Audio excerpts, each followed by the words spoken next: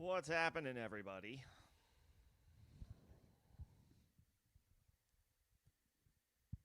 Happy Tuesday. I have my fingers and toes crossed for one, no audio issues, and two, no garbage from YouTube shutting me down on erroneous copyright infringement claims, which, again, were completely bogus. Uh, if you were a part of my Saturday live stream, you know that I unfortunately was my stream was shut down as a result of whatever they claimed to be a copyright issue. I can only assume that maybe it was the music that I was playing, even though I paid for it, and the creator gave his blessing. So I'm not really sure, you know, what that issue was. So if you were a part of the Saturday stream and it was shut down at the time that you were a part of it, apologies again. I sent multiple angry messages to YouTube about this. Naturally, they have not responded to me because, well, quite frankly, they probably don't care all that much. So, gonna kill the music for now that I usually had playing in the background, just for a little extra added ambiance. I thought that might, just might be a little nice touch, but it's the only thing I can think of as to why YouTube flagged my stream. So we're gonna be silent today, or well, not silent. It's just gonna be me talking and rambling on, but no music in the background to hopefully eliminate any potential issues with YouTube. Even though I had been running streams with music playing all season long, so again, hopefully there are no issues. Lots to get through. We've got waiver wires, week 5 waivers to talk about. The fallout, of course, from week 4. Some major injuries to talk about. And then, of course, some potential corresponding moves that can be made on the waiver wire. Or if you've got any trades that are in the works, we can talk shop on that. We will get into everything. And, of course, taking your questions.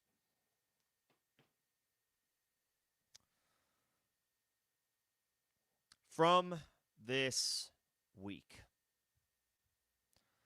a lot of, like I said, a lot of injuries. Lamar Jackson, Malik Neighbors, Tyreek Hill. Let's start with Lamar. Hamstring injury. It was reported a couple of hours ago that he is unlikely to play week 5 and could miss as much as 2 to 3 weeks. This is from the Baltimore Sun's Brian Wacker, one of their beat reporters. So, straight from a direct source covering the team. Lamar unlikely to go for Baltimore in week 5. And we could be looking at a week 6 and week 7 absence as well. TBD if Lamar Jackson goes on injured reserve. But we are looking at a potential multi-week absence with him being at least unlikely to go week 5. So I guess that's Cooper Rush. Will start for Baltimore in his absence, and we are downgrading everybody as a result. Maybe not Derrick Henry, and he's staying in your lineup anyway, but, that offense is just not going to be as dynamic. Zay Flowers, Mark Andrews, Rashad Bateman, Isaiah Likely, DeAndre Hopkins, big or small league, depending on who you were relying on. We have to downgrade all of them without Lamar Jackson. We'll, of course, take that day by day as far as considering leaving those guys in your lineup. That'll be a case-by-case basis. Some brutal injuries at wide receiver, 2 season-ending ones in Tyreek Hill last night and Malik Neighbors on Sunday.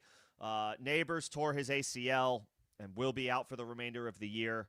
Tyreek also out for the remainder of the year, suffered a nasty dislocated knee injury last night.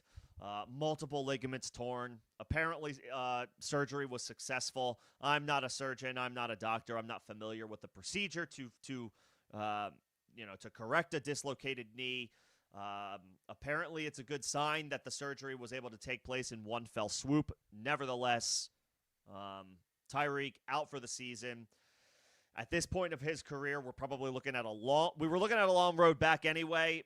Think Brandon Ayuk, again, ACL, MCL, LCL, probably all torn in addition to the dislocated knee. Could be like the Tank Dell injury that was suffered at the end of the 2024 season. Basically, not only out for the rest of 2025, but Tyreek Hill's going to have an uphill battle to have any type of significant contribution in 2026 as well, especially as an older wide receiver who relies so heavily on speed. So both out for the remainder of the season. Unfortunate development for both. And for Tyreek, we could be looking at this could be the end. Just advanced age, severity of injury, et cetera, et cetera. But of course, we will see. Both of those guys can easily be dropped in redraft leagues and keeper leagues as well. As we move forward without them. Let's see. What else do we have here? Just taking a look back. Bucky Irving is currently on the injury report. He was slow to get up on a play in the Week 4 game against the Eagles. He did stay in the game and had a massive game. But something to keep an eye on for this week. The 49ers are banged up heading into their Thursday night matchup, short week against the Los Angeles Rams. Brock Purdy, Ricky Pearsall, Jawan Jennings are all not practicing at the moment. Obviously, when it comes to Thursday night football, the practices that are generally held are just walkthroughs, just because teams are going to prioritize rest and recovery on a short week, on a short turnaround. So you're not necessarily expecting full-blown practices for players that play on a short week. But the fact that they are being designated as no practice at all is not a good sign. Not a good sign for their availability. And if they even are able to go, they could be severely limited. So you may not necessarily want to be relying on your 49ers this week.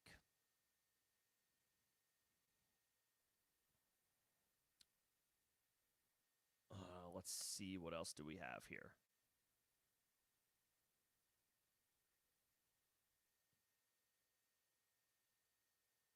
Just keeping an eye on injuries. Darnell Mooney not expected to miss any games, but he did pick up a hamstring injury in Week 4 against Washington. Cedric Tillman will miss multiple weeks with a hamstring injury. He has already been placed on injured reserve. You weren't relying on him anyway, but just as an FYI. Calvin Austin, I know he left the Dublin game early. He's got a shoulder injury, but the Steelers are on bye, so he's got a week to recover, as does Jaylen Warren, who was a surprise inactive. It wasn't that big of a surprise. Yes, he was reported as expected to play, but he was on the injury report as questionable. And when you have that situation with a team staring down their bye week the next week, it's not uncommon to see those players get held out. That is the case that took place with Jaylen Warren. You can call it unexpected, but when you factor in all of the intangibles, this type of stuff happens, especially in today's NFL. Teams err on the side of caution where and when they feel like they can. And right before a bye week, the literal week before a bye week, is an opportune time to get a player who's less than 100% 2 weeks off. So the Steelers clearly chose to do that with Jaylen Warren. Hopefully, of course, he is back to full strength Week 6. Time will tell. You may be able to leave Jaylen Warren in your injured reserve spot through the bye week, though, if you have him, which does free up a roster spot, because he's probably not going to be designated. His injury status is not going to get updated while the Steelers have a week off. So that is a silver lining if you have Jaylen Warren and you have him currently in an IR spot.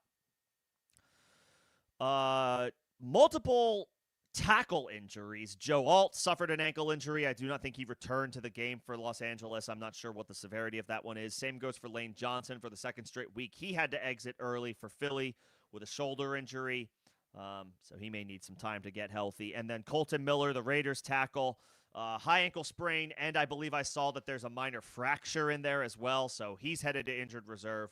Unsure how long he's going to need to be out for, but that is going to that's going to affect the Raiders' offensive line, which was already pretty pedestrian at best. They were better against the Bears, but still not super ideal.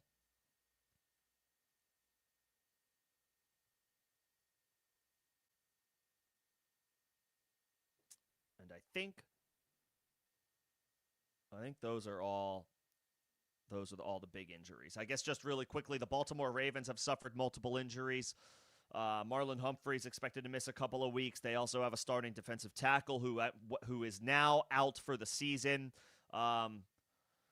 If you drafted the Baltimore Ravens and it was kind of based on like name only this year, they have been really bad. They belong on the waiver wire everywhere, especially with Lamar Jackson being out. That means less likely that the offense sustains drives and keeps the defense fresh and off the field. A bad defense gets put into a worse situation. You can comfortably drop them if you still have them.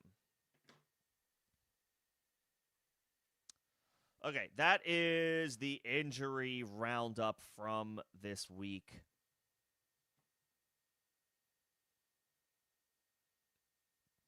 The ones we are keeping the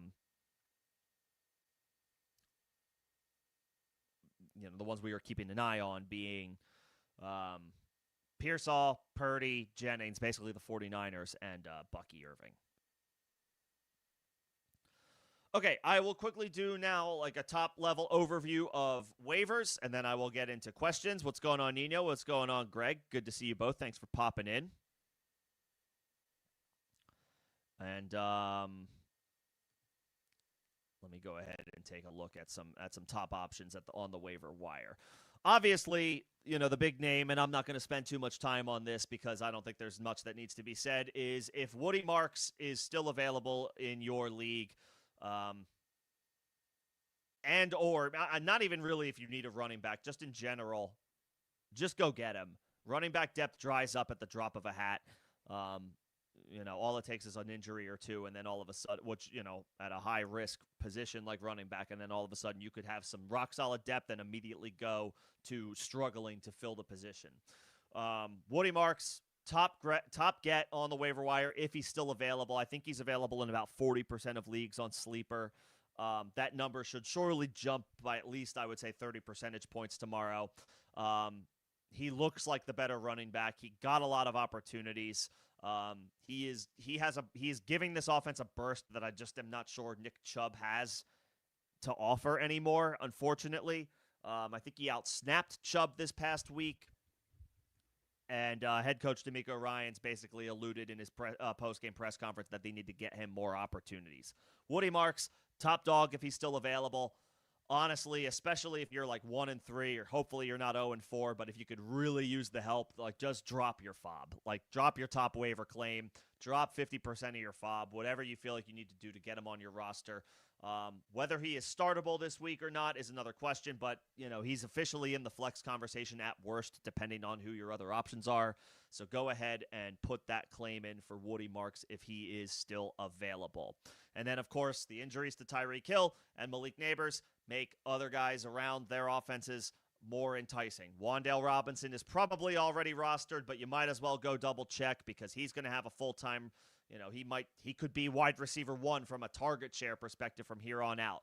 Darius Slayton, you could spend 10% of your fob if you could, use a deep threat a la like a Tyquan Thornton. He was a trendy pickup last week for the for the Kansas City Chiefs. I would say Slayton is kind of that same cut from that same cloth, same wavelength this week.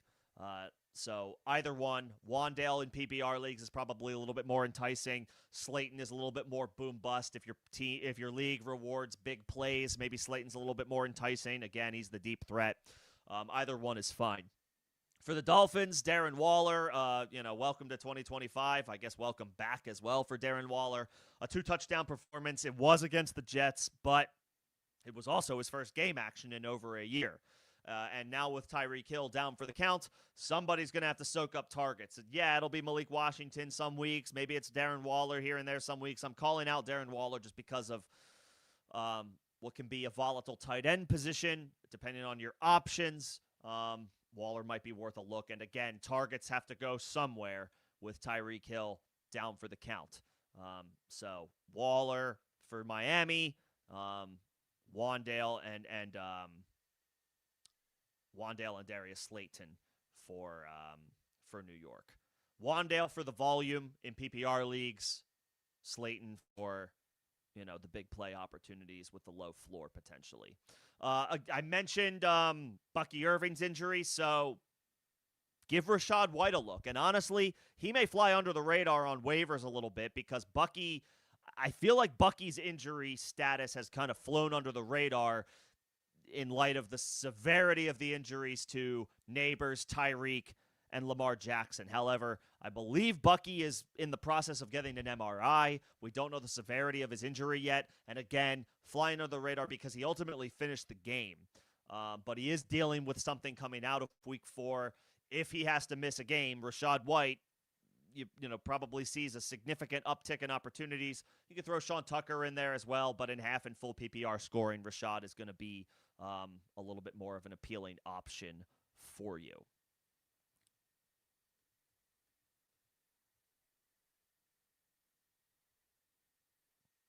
And then at quarterback, the last guy who's probably widely available is Matthew Stafford. He's not going to go for 375 and 3 every week, but he does have an outstanding duo of wide receivers to throw the football to in Puka Nacua, who might be the offensive player of the year. Or the early favorite anyway. Obviously, there's lots of season to get through, but Puka has been outstanding, and Devontae Adams is still doing it at a high level. If you could use some quarterback help, if you have Lamar and you didn't have a backup option, if Stafford's on the wire, obviously now's the time. He's a little less enticing on a Thursday night game on a short week, but I do believe it's a home game for the Rams, so at least they don't have to travel for it. And the 49ers defense does not look overly impressive, giving up 26 points at home to the Jacksonville Jaguars. They are clearly missing Nick Bosa, so you could do worse than Stafford, especially if you had Lamar and are unlikely to have him this week.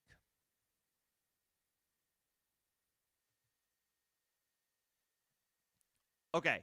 And I see a question real quickly about Terry McLaurin just because it is injury related. All I saw was that Terry is quote unquote trending in the right direction. I saw the same update about CeeDee Lamb. Could be week 5. I would probably expect week 6 to be a little bit more realistic for both of those guys. I saw, could be, when I say could be week 5, that's more likely to be Terry. I don't think CeeDee's playing this week. But Terry, I would assume he's not playing this week because, barring something unexpected, which I guess is possible. Injured reserve was being floated around, at least on the airwaves last week, as a potential option for Terry McLaurin. Don't know how real that is. Don't know how much truth there is to that. Terry himself was seeking second opinions. It's anybody's guess right now what his availability will be. We assume Jaden Daniels will be back this week. He felt like he was a little closer to playing this past week, week 4, but doctors didn't clear him. Washington lost the game. I have to imagine Daniels pushes a little harder, even harder than he did last week, to get back into the game or to get back into the starting lineup and play. So that would be step 1 because you don't really want to play a banged-up Terry McLaurin with Marcus Mariota as the starter. So if Daniels is back and then Terry is back, that's good. If Terry's trending in the right direction, but it's still Mariota for another week, I would leave him on the bench. Okay, let's get into your questions. As always, if you've been around the block, you already know. If you are here for the first time, welcome in. Members will get their questions answered first, regardless of when they send them. That is a perk of being a member of the channel. You can find more details about becoming a member of the channel in the first link in the description of this live stream and all videos and streams on the channel. You can also send a super if you are feeling generous enough. That would also be a line jumper to get your question answered faster in priority order. And then I will get to everybody else. So I do just ask for some patience if you do not send a super. And if you are not a member, members and supers will also get their usernames called out, so you will know specifically that I am talking about your question.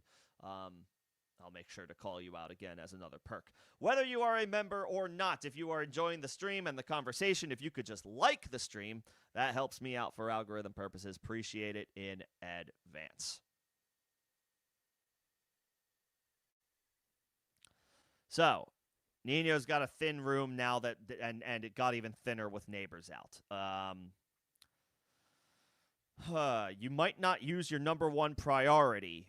Okay, I mean, you could take a shot on Slayton, but if you don't want to use your number one waiver claim, I can kind of understand that. If it were Woody Marks, I would say just go ahead and do it, even though um, wide receiver is a bigger need for you than running back, but that's obviously not the case.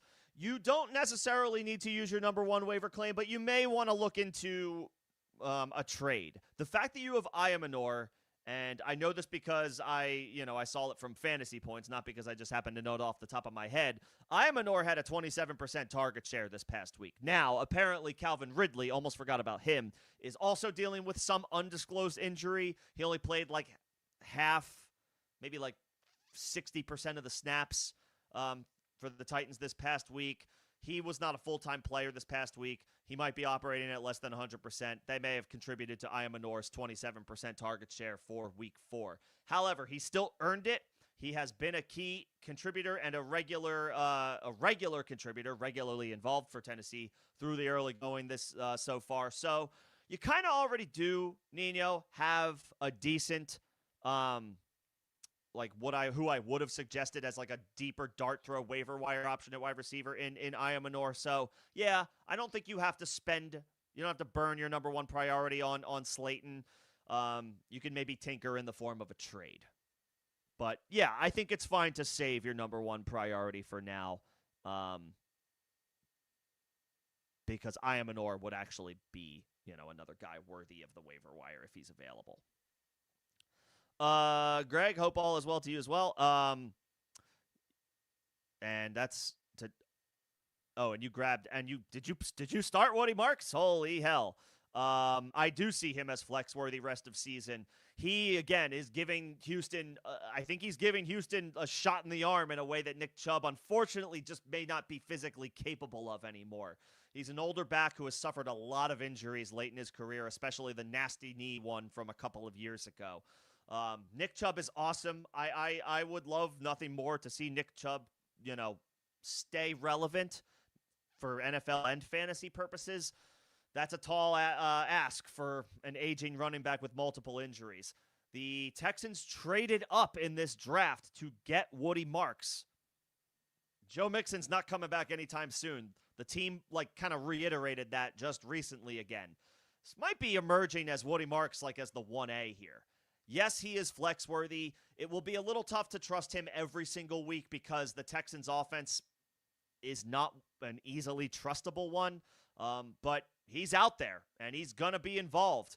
And I don't know if you saw him in pass protection, but he looked like he held his own there as well. He's going to stay on the field for Houston. D'Amico Ryan said as much in his post-game presser. Yes, he is flex worthy rest of season. It may be a little matchup based. But yeah, Woody is looking likely having a rest of season role, and therefore he could be a factor for your starting lineup. As far as your options to replace your Packers, and again, thank you. That's a good call out, it's a good reminder. This is the first week of bye weeks. You probably are already aware. Green Bay is one. Pittsburgh is one. Atlanta is one. Don't mind me. I'm just going to look up the week 5 buys right now. I named 3 of them. Atlanta, Chicago, Green Bay, Pittsburgh. I know I was forgetting one. So, Falcons, Bears, Packers, Steelers all have a bye week. You will not be using them this week. So obviously be prepared to pivot. Stafford is the top, I would say, of this group, Greg. Trevor Lawrence is appealing as well. Stafford is the better quarterback. His floor is probably lower than Lawrence's, but again, 375 and 3. We're not expecting him to duplicate those numbers on a short week against San Francisco, but that's a banged-up defense that Trevor Lawrence just shredded on the road. Now Stafford gets them at home. So I would just take a shot on the best guy here, and that's Stafford. And then as far as the defenses, okay, thank you. I see. So Detroit against Cincinnati, sure. Cleveland gets Minnesota. Is that England? Minnesota has more injuries along their offensive line. Was it their starting right tackle that was forced from the game against Pittsburgh? Detroit, Cleveland, both are fine. Philly is probably okay. They're not as appealing against the Broncos, but they are at home, so they should be fine. Houston, Baltimore, Giants, no. Yeah, Detroit or Cleveland. Either one is fine. Detroit gets Browning, Cleveland gets Carson Wentz, and a banged up Vikings offensive line. I guess Philly is a decent fallback.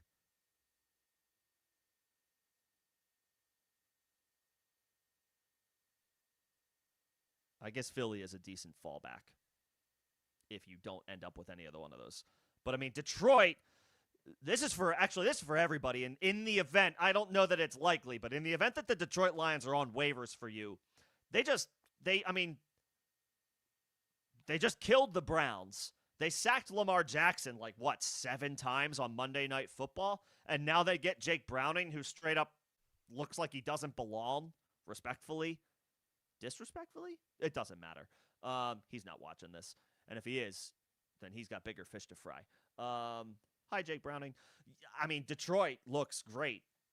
Cleveland looks fine as well. Myles Garrett might eat that whole Vikings offensive line alive by himself. So either one is fine if you can get them. But you might as well just drop Green Bay. We don't want to drop Ricky Pearsall. If no one, values McBride, then keep him. He's tight end 1 right now anyway. Do I still have faith that Brock Bowers can turn his season around? Yes, he just needs to get healthy. The knee injury is a problem. Geno Smith's play at the quarterback position is also a problem. So it's not ideal, but I still believe in the individual talent. Nevertheless, McBride is off to a significantly better start. He's tight end 1 rest of season right now, today. And he's probably not going to fall below tight end 2 or 3 all year long. If nobody values him, then keep him. If you can, the guy to try to move off of is probably Chase Brown. You're not moving McCaffrey. I would not move Trey Benson. You'd have to settle in a deal this week after the snap counts split from last Thursday. I would hold Trey Benson. I would probably hold Harvey. I mean, you could try to sell high on Pacheco. He scored a touchdown this past week. Maybe try to move Chase Brown or Pacheco for some wide receiver help. I'm not looking for a over-the-top wide receiver 1 from either one of those guys, but you could use either one of those two as trade chips to get a wide receiver upgrade. But I wouldn't use both. I would just use one.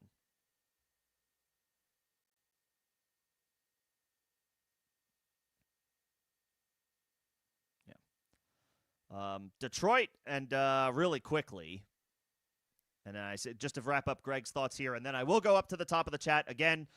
Members will get first priority, getting their questions answered. That's pretty damn cool. I think you did mention that, Greg, that I do recall you giving us that cool little nugget. So, yeah, there's a little extra added incentive if you can get them. I mean, they look damn good. I don't see a reason not to play them unless they're playing, an elite offense. And even then, they played an elite offense Monday night in week 3 with a healthy Lamar Jackson at home, and they stonewalled them. I mean, they scored 24 points or so, but they had 7 sacks on the most elusive quarterback in the NFL. They are awesome. Detroit is awesome. The Lions' defense rocks. I do not think they're matchup dependent. I think they are good. I think they're really freaking good. Okay, back up to the top, but again, as I see more member questions piling in, I will make sure to get to them first. Okay, 1-3 record. Would I trade London, McBride, and Pacheco for Collins, Kelsey, and Kamara? Collins would be an upgrade over London slightly. Kelsey would be a massive downgrade from McBride. I would prefer to have Judkins. He would be a big upgrade over Pacheco. If you can find a way to get Judkins, I don't want to trade McBride for Kelsey. That's going to turn into a black hole at tight end for you. Kelsey is at the end, and Trey McBride is one of the top tight ends in the league. Judkins is a significant upgrade over Pacheco, but I think Kelsey is that much more of a downgrade to McBride to the point where I kind of don't want to do this deal. If you can find a way to get it done without involving the tight ends, like, could you trade Pacheco and maybe like your wide receiver 3 or 2, like a wide receiver 2 for Judkins? Forget Collins and London, forget McBride and Kelsey. Could you do like Pacheco and a wide receiver for Judkins? That might not be enough to get it done, but at least maybe start the conversation there. Or hell, see if you could do Jordan Mason straight up for Judkins. See if you can get somebody's eyes to get big, because Mason is the current starter for the Vikings, but it's not going to necessarily stay that way when Aaron Jones, whenever he comes back healthy. Judkins looks legit. Could you do like Mason for Judkins straight up? Give it a shot. And I just got a super from Tyler. Appreciate that, Tyler. Thank you so much. Let me jump on down. So this is a start sit question. I am happy to answer it. And again, thank you, Tyler, for the super. Obviously, start sit questions are a little tough to finalize at this time of the week, just because we don't have everything we need to know. Practice reports, injury updates, all that good stuff. That being said, I mean, Dallas gets the New York Jets this week. The Raiders have, who are the Raiders playing? The Colts. That's also not a bad matchup. I mean, my first thought is Tolbert, simply because, Trey Tucker might be the more like spark plug type of player and could hit on a big play. But Geno Smith is like Dr. Jekyll, Mr. Hyde right now. Sometimes he's solid, and sometimes he's horrendously bad this year. Dak looks like one of the better quarterbacks in the league right now. He balled out against the Packers even without CeeDee Lamb, and Tolbert was a part of that. In a good matchup, catching the ball from a good quarterback, I think I would go Tolbert here. And you kind of alluded to it yourself. Tucker didn't do anything this past week. He's up and down. He's clearly like a big-time play waiting to happen, and he's going to hit more of them over the course of the season. But which quarterback would you rather roll the dice on right now as far as who's throwing the ball to the wide receivers that you are relying on? Dak or Geno? Right? Like, it's Dak 10 times out of 10. He's the much better quarterback. He's playing much better. Dallas's defense stinks, so they can never take their foot off the gas, the Cowboys' offense. I would probably go Tolbert. Obviously, again, injury reports, practice updates, all that good stuff. We have to get that information. But as long as Tolbert has a clean bill of health, as long as Dak has a clean bill of health, I believe Tyler Booker, one of their starting offensive linemen, did he sustain a concussion on Sunday night? So he may not be available. So their offensive line might take a little bit of a hit. That would be unfortunate. But again, it's a great matchup against the New York Jets, and it's a quarterback. Like, it comes down to Dak versus Geno for me, and it's like there's no argument here. There's no, there's no pro Geno propaganda that I can give you that would put, my trust in him over Dak and the guys that Dak is throwing the ball to. I'll take Tolbert here. Of course, keeping in mind, we don't have injury updates and practice reports and all that good stuff just yet. But I would say Tolbert. Give me the ancillary wide receiver catching the ball from the better quarterback over the ancillary wide receiver catching the ball from the worse quarterback. Appreciate it, Tyler. Thank you so much for the super. That's very kind of you. And if you need anything else, just let me know. And then, yeah, just quickly to wrap up this first question, see if you can do Mason for Judkins straight up. That's what I would try to do. And if that doesn't work, then try to pivot to Pacheco and then maybe like a wide receiver 3. Dobbs, Slayton, or Shakir are all on waivers. I think it's got to be Khalil Shakir. He's a 1A. I thought Keon Coleman looked like the 1A week 1. They're more of like an interchangeable 1A, 1B. They're catching the ball from the, is Josh Allen's probably playing once again the best statistical football of any quarterback in the NFL right now. The Bills put up monster numbers on offense week over week over week. They're not going to play the New Orleans Saints every week. But Shakir is a guy that the team invested in. They gave him the contract extension this past offseason. He's a focal point of what they want to do on offense. I think it's got to be Shakir. Dobbs had the 3-touchdown game. That was awesome. I think he's a good receiver, but he's a streaky receiver. Obviously, his opportunities are more plentiful now that Jaden Reed is going to be on injured reserve, probably for most of the season, maybe all of the fantasy season. So Dobbs clearly has an opportunity here, but also you can't use him this week. You can use Khalil Shakir. I would say Shakir here. Slayton is third, obviously intriguing with an expanded opportunity, but I think he's a distant third behind Shakir in waivers.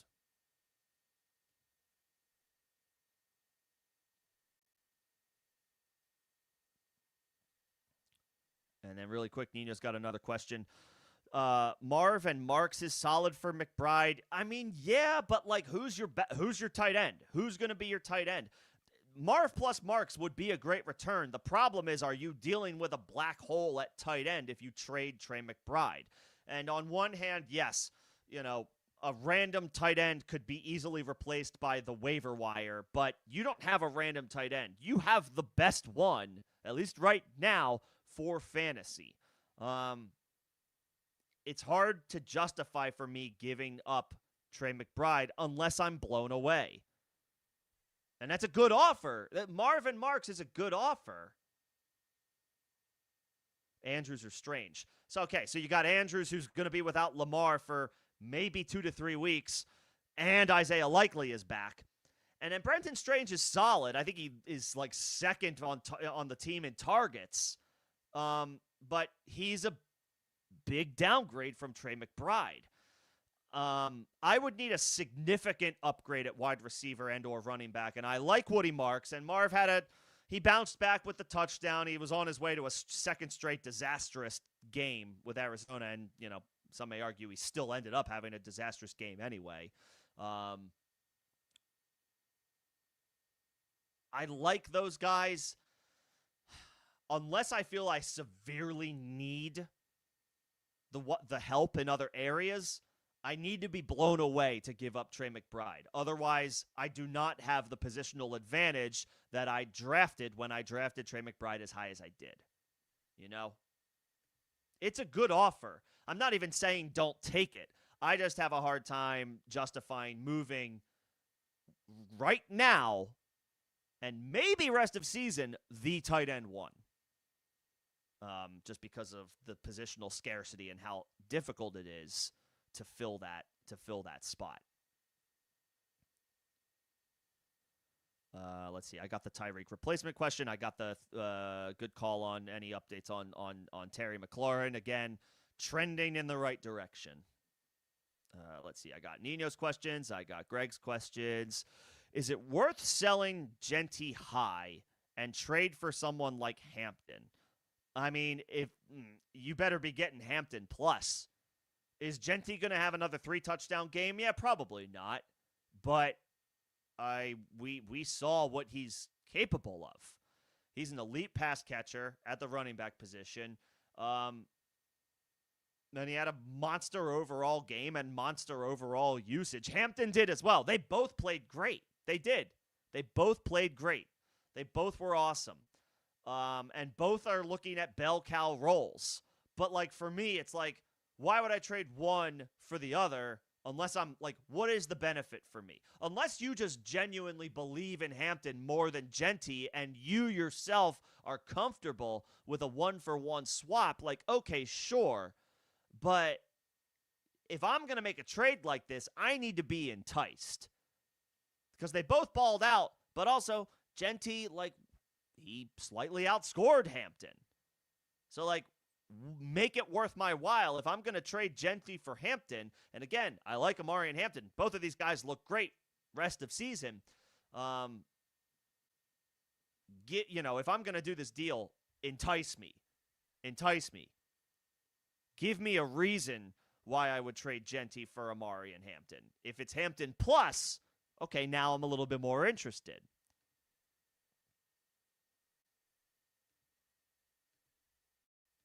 Both are awesome. But then it's like, if I already have an awesome back and I'm just going to swap it for another awesome back, why don't I just keep my own awesome back unless you give me something to sweeten the pot?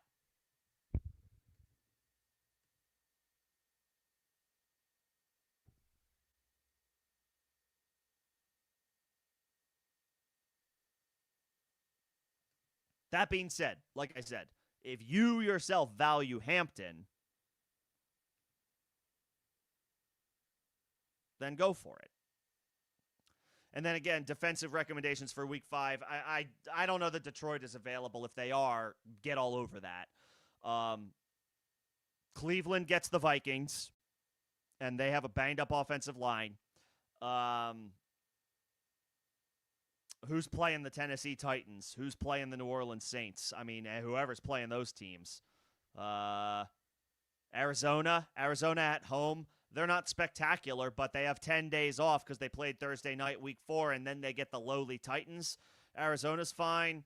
Who do the Saints play week 5? The Giants. They actually played pretty well against Justin Herbert this past week. I don't know if it's like a letdown game for New York after a big win and then having to go on the road to play another bad team.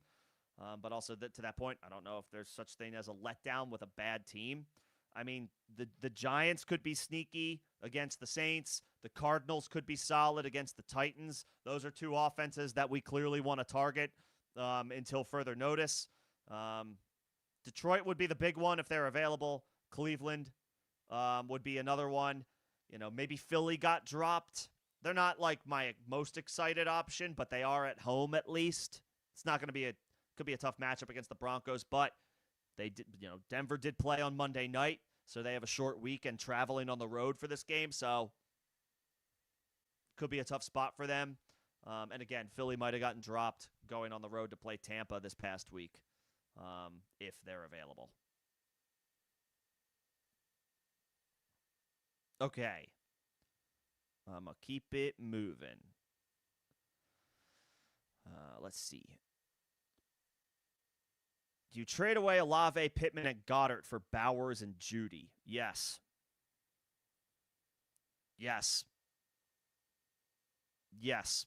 Just looking at the rest of your team. Yes. If that offer is on the table, I would take it. I don't even care about Jerry Judy. It's all about buying low on Brock Bowers, and I think this is a buy low for Brock Bowers. You may need to be patient with Brock Bowers.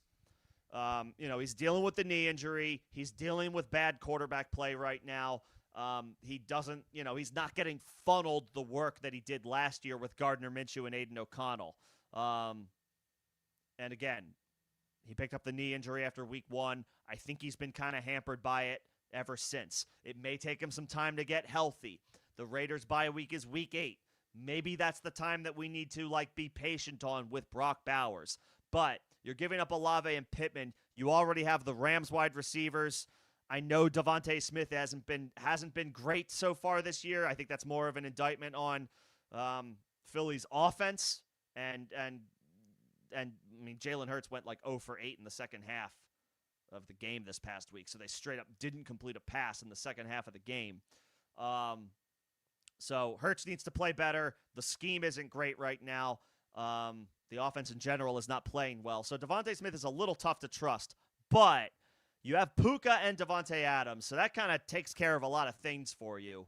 That cures a lot of ailments, especially having Puka. And you can upgrade to Brock Bowers and take a dart throw on Jerry Judy. I would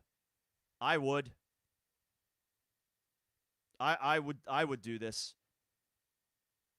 I would do this. Hell, see if you can do Kelsey in that trade instead of Goddard. But if you want to break your Eagles up so that you don't have too many eggs in a basket of a struggling offense, I can understand. But yeah, I would do this. I would do this trade. As far as I'm concerned, this is a buy low on Brock Bowers, and I'm willing to take that shot. And yeah, McCaffrey, Kamara, and Woody, nice. good collection of running backs. Nice collection of running backs. Do I think Jamar Chase will be better this year? Not the way Jake Browning is playing. I mean, we need Cincinnati to get on the phone with New York 2 weeks ago and trade for Jameis Winston. Or if they're willing to take on Kirk Cousins and absorb a big contract, they probably actually, now that I think about it when I say that, they probably can't even afford Kirk Cousins because they paid, they tied up their entire salary cap to Burrow, Chase, and Higgins. And at least for this season, Trey Hendrickson. So I don't even know what that would look like. The Falcons would probably have to eat a ton of salary for that to even work. They probably don't even want to do that. So maybe Kirk Cousins isn't an option. I mean, not with Jake Browning. I mean, yes, Jamar Chase is still that guy as an individual talent, and you probably can't bench him because he's Jamar freaking Chase. But at the current rate, they get the Detroit Lions this week, who, at least Jamar Chase isn't going to see Patrick Surtain again this season, but the Lions look like one of the better defenses in the league. They're going to have Jake Browning and that offensive line in hell for the entire game. That's the other problem. You have a backup quarterback and a terrible offensive line. I mean, the Bengals, ugh. I would trade Chase Brown for what you can if you have Chase Brown. I would unload T. Higgins for whatever you can. You probably can't unload Chase because you're giving up. You'd be giving him for pennies on the dollar. But yeah, we need Jameis Winston in Cincinnati or some other backup somewhere that elevates the play of the offense in a way that Jake Browning he's awful right now. Will he be better this year? I'll go ahead and say if Jake Browning is the quarterback for another 12 weeks, no. Maybe some good matchups at home, he'll come through on volume, but that's not what we drafted Jamar Chase to be. We drafted Jamar Chase to be a bulletproof, matchup-proof, bona fide top 3 stud at wide receiver, and week over week, he's not going to be that with Jake Browning. He just isn't. Let's see. What else? I'm him. You're him. All you guys are him. Everybody in here is a him, unless you're a her. Should you drop Keon Coleman or Trey Tucker for Jerry Jeudy? I don't feel a strong urge to pick up Jerry Jeudy. I mean, one, his only hope, at least what it felt like this year, was Joe Flacco as the quarterback. And Flacco has been awful this year. I mean, maybe Dylan Gabriel elevates him. Maybe. I mean, he's under 50 yards receiving 2 straight weeks. He hasn't caught more than 5 balls in a game so far this year. The offense is bad. I don't know what Dylan Gabriel is going to look like at the NFL level. Good luck against the Detroit Lions. Or, sorry, that's Cincinnati. Good luck against, I guess, the Minnesota Vikings, who have a solid defense as well. Isaiah Rodgers is what? Is he the depoy right now? I don't even, obviously it's too early to make any claims of who's going to win a Player of the Year award. But, I mean, I don't feel a strong urge to pick up Jerry Jeudy right now. I don't. Maybe Trey Tucker, but honestly, Jerry Jeudy feels replacement level right now. And I like Jerry Jeudy. He's just in a bad situation, man.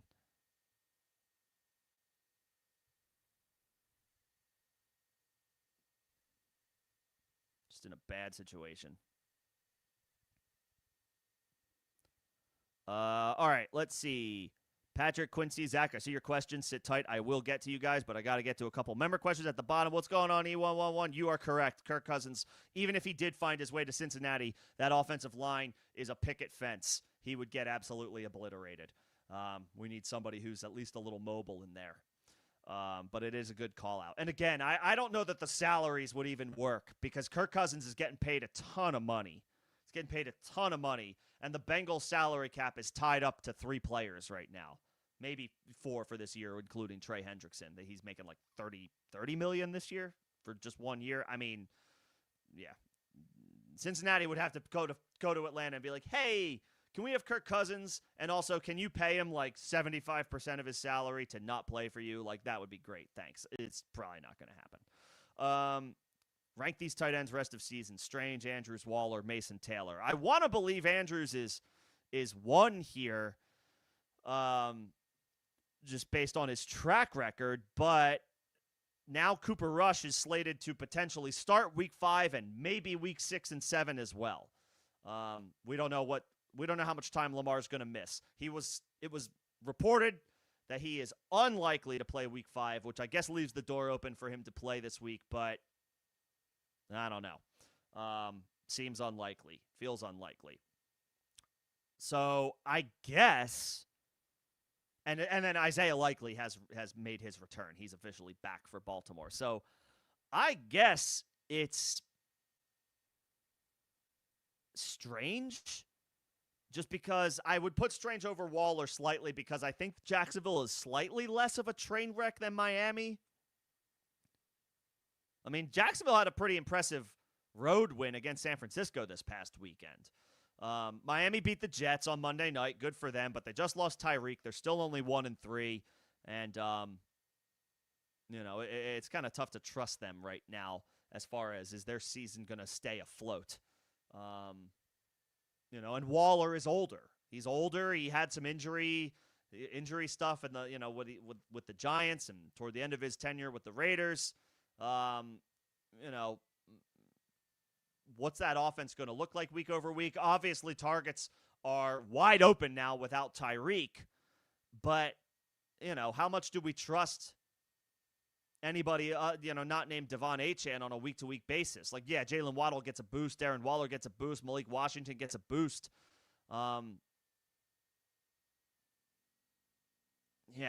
don't know. I guess I would say Strange. I'll put Andrews ahead of Waller. We'll take the short-term hit with Lamar not being in.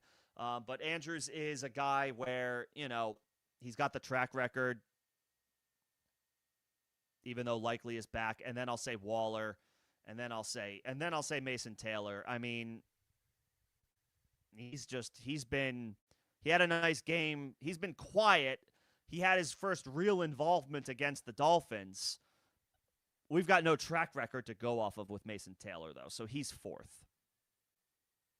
Strange, Andrews, Waller. I'll leave it, Nino, in the order that you presented it. Strange, Andrews, Waller, Mason Taylor.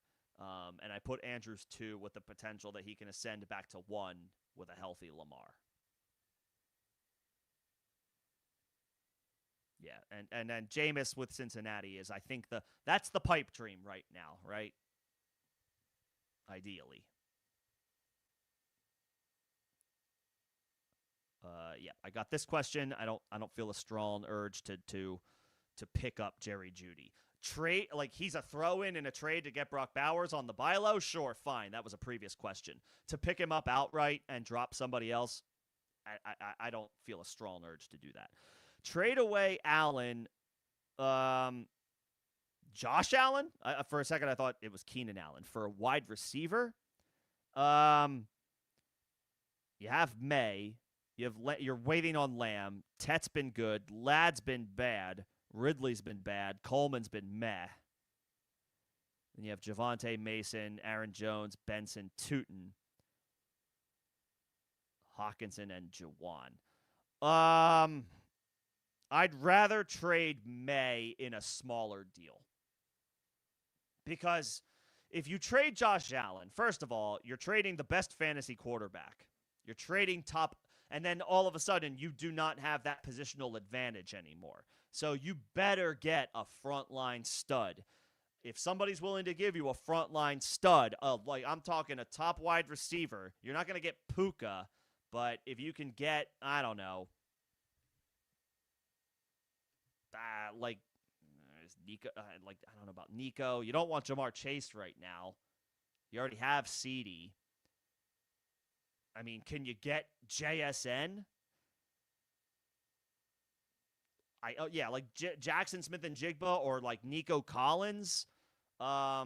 if you can't get one of those two, then I don't want to trade Josh Allen. I'm willing to ride the wave, ride it out until CD is back, and I'll just start Tet and Ladd. I know Ladd, again, I know he's been bad, but I'd rather trade Drake May in a smaller deal and keep my top positional value in Josh Allen. I would rather do that. I don't think I want to trade any of your running backs because it's kind of like a, it's kind of like a committee, so to speak. It looks like you went kind of zero RB with this, unless you have made some trades already. It looks like you went a zero RB strategy in your draft. So that makes me, I want to keep that collection and maintain my flexibility and all of my options. If you want to trade Drake May in a smaller deal, maybe package either Jawan or Hawkinson to unload one of those two, I'd be more in favor of that, a smaller deal, a smaller trade. Because also the last thing here I'll say is you're 2-2. You're not 0-4. It's not like you need to revamp and make some drastic move. I wouldn't trade Josh Allen unless you get, seriously, Amon-Ra or Jackson Smith-Njigba or Nico Collins. Trade Drake May for a smaller deal. That's what I would do. And then who to start? Bills against New England, Browns against Minnesota, Cardinals against Tennessee. Again, pending injury reports, assuming Myles Garrett is okay. Either Cleveland or Arizona is fine. Arizona is at home, 10 days off because they had the Thursday night game this past week, and they get Tennessee, who's been awful. That's fine. Cleveland is maybe a little bit more of a ceiling play. They do have to go international. Where is that game? Is that London? Browns-Vikings? London, yes. So it is a neutral site spot, and it's a long trip. I don't know how much you care about those details, but, the Vikings lost their starting right tackle in the Dublin game against Pittsburgh. I don't think he's expected to play week 5. Myles Garrett might single-handedly wreck their entire offense. And Carson Wentz, we know, is very, susceptible to sacks and turnovers. I would take your pick between Cleveland and Arizona. You could put claims in for both, throw a couple bucks on each. Hopefully somebody doesn't overpay for one of them and you end up with one of them for cheap. If you don't do FOB, then, hopefully it's like a late waiver claim or maybe you can just bypass waivers and get one of them super early in the morning tomorrow. Cleveland or Arizona. I don't. Either one is fine with me. Either one's fine with me. Is Ridley droppable? I'm not ready to go there. He's certainly not startable, obviously. Again, it depends. I would probably keep him in your specific situation because your wide receivers are hurting. CeeDee's hurt, not going to play this week. Don't know if he's going to be available week 6. Don't know if he's going to be available week 7. So, just giving yourself that extra option. I know it's an emergency gross option, but at least it's an option. But then the other point here is who are you picking up? Are you getting Wan'Dale Robinson or Darius Slayton? Some other waiver wire options at wide receiver, like Iomanor, his teammate. I guess in those instances, I can't really justify keeping Ridley. It depends on who the other options are that are available to you. Or if you can get if Woody Marks is still out there and you can get Woody Marks for Calvin Ridley, screw the positional value. Just go get the best option on waivers this week. Fine. No one's going to be chomping at the bit. I will say this. Nobody's going to be chomping at the bit to pick up Calvin Ridley if he's available. But based on name, he may go. If you drop him on Wednesday, if he clears waivers Friday, he may get scooped up. But then on the flip side, are you going to be that sad to see him go? I guess he's droppable. If your receiver depth is hurting, either because of injury or poor performance, I'm less likely to want to do it. But, if there's an enticing name on the wire with a better opportunity and maybe getting better quarterback play, I can't sit here and say that Ridley's a must-hold.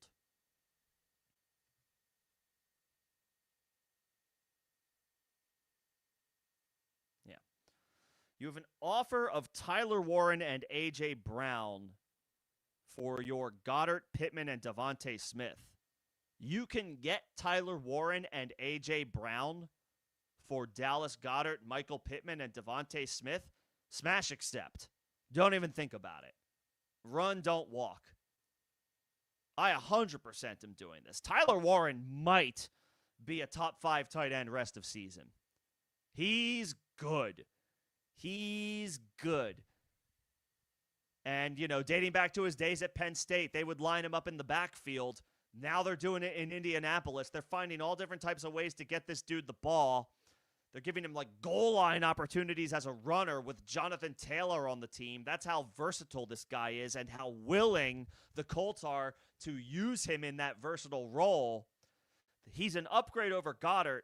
And I know A.J. Brown is off to a brutally horrendous start. I would actually probably consider him a trade-away candidate. But just to get Tyler Warren and then you get to roll the dice on A.J. Brown, I think I would. I think I would take this shot.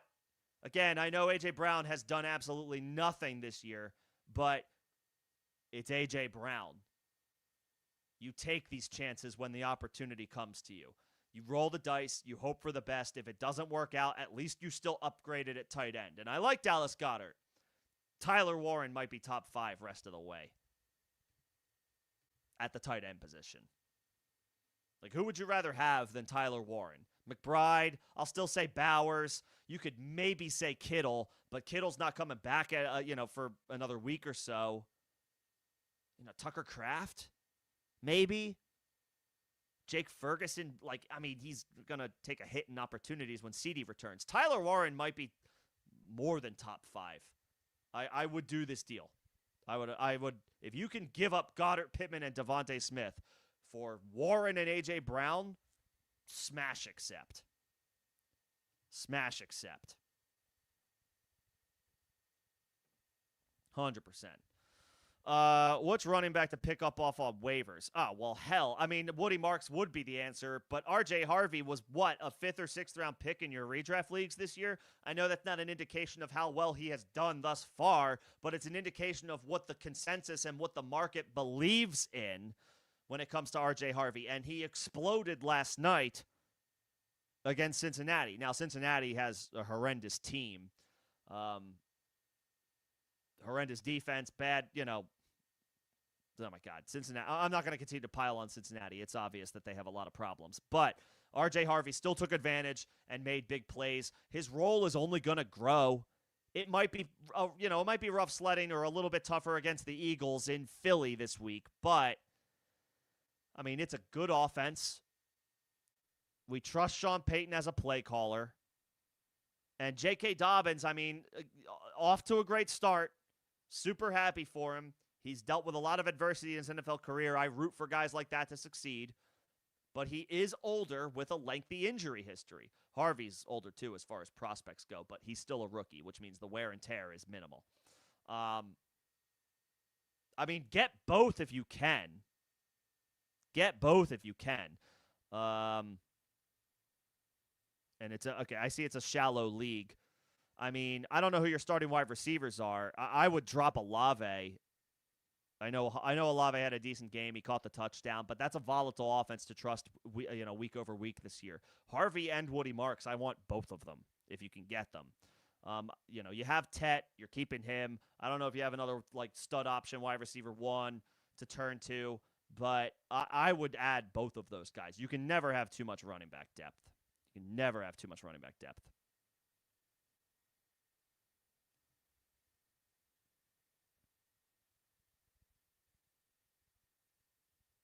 Yeah, if you can get them both, take them both. And then Fields or Caleb rest of season. I'm partial to the guy who runs. Unless you have a 6-point passing touchdown league, I guess I would say Caleb. But if it's a 4-point passing touchdown league, I would say Fields. He's the Konami code as a runner. He had another 75 yards and a touchdown last night on the ground. That's that X factor fantasy production that we're looking for from the quarterback position. Caleb is off to a great start. He came back to earth in a big way against the Raiders this past week, and he's not the threat running the ball that Justin Fields is. I mean, I would say Fields rest of season. Caleb is ahead of him now, but also Fields missed a week. He picked up the concussion. Fields missed a week. So I think Caleb's the quarterback 5 or 6 on the year right now. Fields might be the QB 8 or 9. Fields is a QB 1 on the season, having not played a game. Through 4 weeks, that's impressive. I would say Fields. I would say Fields is the guy I'd rather have rest of season.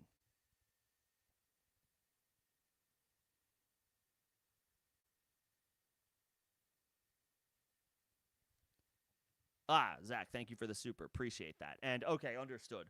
Warren and AJ over Bowers and Judy. Yes. I didn't realize both of these options were available to you. I mean, here's what it comes down to. I would slightly rather have Bowers than Warren. Close, razor thin. I'd rather have Bowers than Warren slightly. But the gap between A.J. Brown and Jerry Jeudy, even though A.J. hasn't done anything, is way higher. I'm willing to roll the dice on A.J. Brown's talent and the Eagles figuring out how to get who I still believe is one of the better receivers in the NFL involved, included, and putting up the numbers. You know, for all of Jalen Hurts' scrutiny, he's better than any quarterback on the Browns by a wide margin. And then AJ is just a superior talent to Jerry Jeudy. The Bowers and Warren gap is this. The AJ and Jeudy gap is this. And that's with AJ doing nothing to start the season so far. I'd rather have Warren and AJ. I know it's been bad. I know it's like pulling teeth with A.J. Brown, but I'm willing to ride the storm. I'm willing to ride the wave. Yeah. I would prefer Warren and A.J. over Bowers and Jeudy. Appreciate the super, Zach. Thank you so much. Let me know if you need anything else. Congrats if you can get Tyler Warren. That dude looks awesome. He's going to be a 4th or 5th round pick in redraft leagues next year. Maybe higher.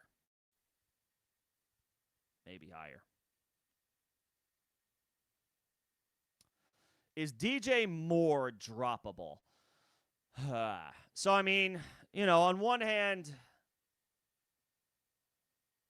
he's off to a pretty bad start, right? Otherwise, he wouldn't be in consideration for this.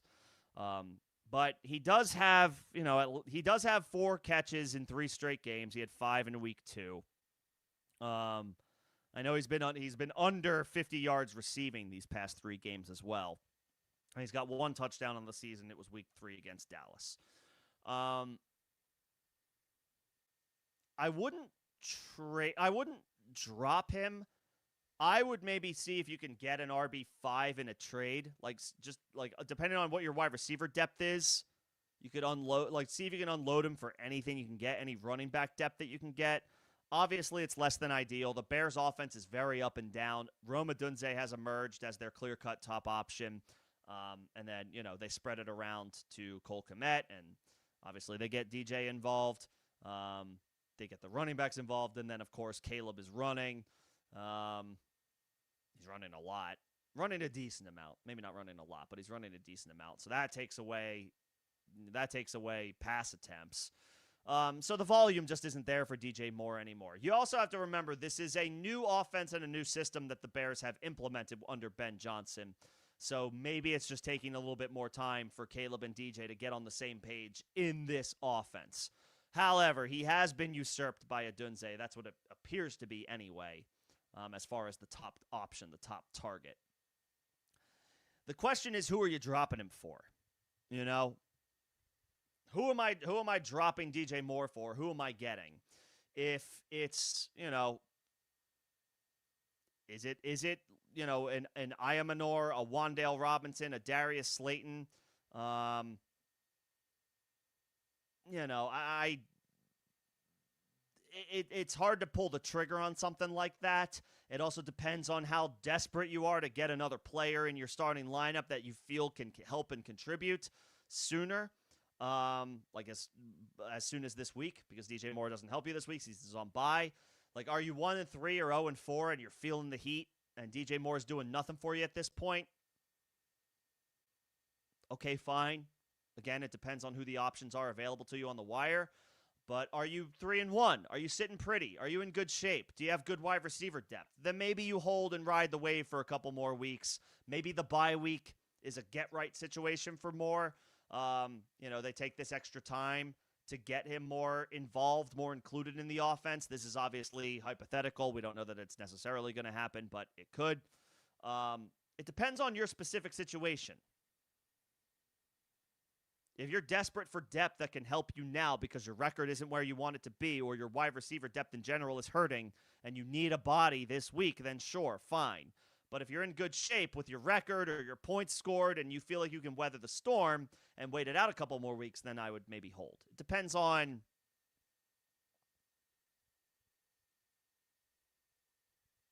your situation. Depends on your situation.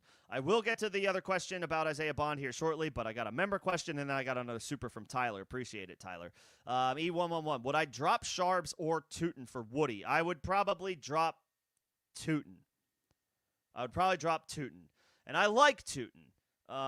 But ETN is clear-cut top dog in that backfield right now. Charbonnet is much more involved than Tootin is, and I prefer a third-year running back or fourth-year running back, however long Charbonnet's been 3-4 year, to a rookie who is a backup, and he's only kind of getting in there here and there. Woody, I know he's also a rookie, but he is way closer to a lead role opportunity with Houston than Tootin is in Jacksonville. I would not drop Charbonnet for Woody Marks, but I would drop Tootin. After Tootin's performance this past week, it shouldn't be too hard to get him back if you really want to, and you find that you have the roster space for him before Sunday. I would definitely pick up Woody Marks. I would drop Tootin to do it. I would keep Charbonnet. He's more involved. He's got more of a split in that backfield with Walker than Tootin does with ETN. So I would drop Tootin to pick up Woody. And then Tyler, thank you again for the super, much appreciated. Devontae Smith, has done almost nothing. He had a nice game week 3, but he's done very little otherwise. Or Tolbert, who had a huge game for Dallas and put up some nice numbers against the Packers. I still gotta go Devontae Smith here. The Eagles are at home this week. Devontae is the better player. I know Jalen Hurts and the offense are not playing well right now, but I'm going to stick to my guns with Devontae Smith for one more week in a home matchup where Patrick Surtain is probably going to be draped all over A.J. Brown. Devontae Smith should have plenty of opportunities this week. I know that, in theory, he's had opportunities with how quiet A.J. Brown has been. I think his chances of being a critical factor for the Eagles offense this week goes up because, again, Surtain is probably going to shadow A.J. Brown. That's just my assumption for this week. A.J. Brown gets the Patrick Surtain treatment. That frees up Devontae Smith at home in a spot where the Eagles they're going to have to find a way to get the passing attack going. Denver's got a good defense. And Saquon, just to go, full circle on the Eagles offense, Saquon is not having the season that, at least so far to start, that he was having last year. He's under, I think, 90 yards rushing in every game so far. He's averaging 3.1 yards per carry. And this is not necessarily going to get better against Denver. The Eagles need to get a guy like Devontae Smith going on offense this week, given their struggles running the ball and A.J. Brown seeing Patrick Surtain. I know he's done nothing. Again, week 3, he did do something. He had 60 yards and a touchdown. So that's something. And I know Tolbert is coming off of a good game.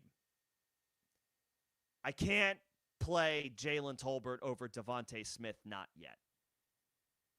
Not yet. I'm not there yet. I would still go back to the well with Devontae Smith for one more week. This matchup should be in his favor. And he's at home. Where are the Cowboys this week? They're on the road against the Jets. Good matchup. Tolbert should be fine on the road. I'll take Devontae Smith at home. Better player, and I think the situation is in his favor this week.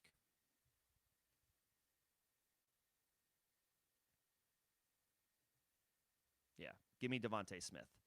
Appreciate the second super, Tyler. Very generous of you. Very kind. Appreciate it. And again, as always, let me know if you need anything else.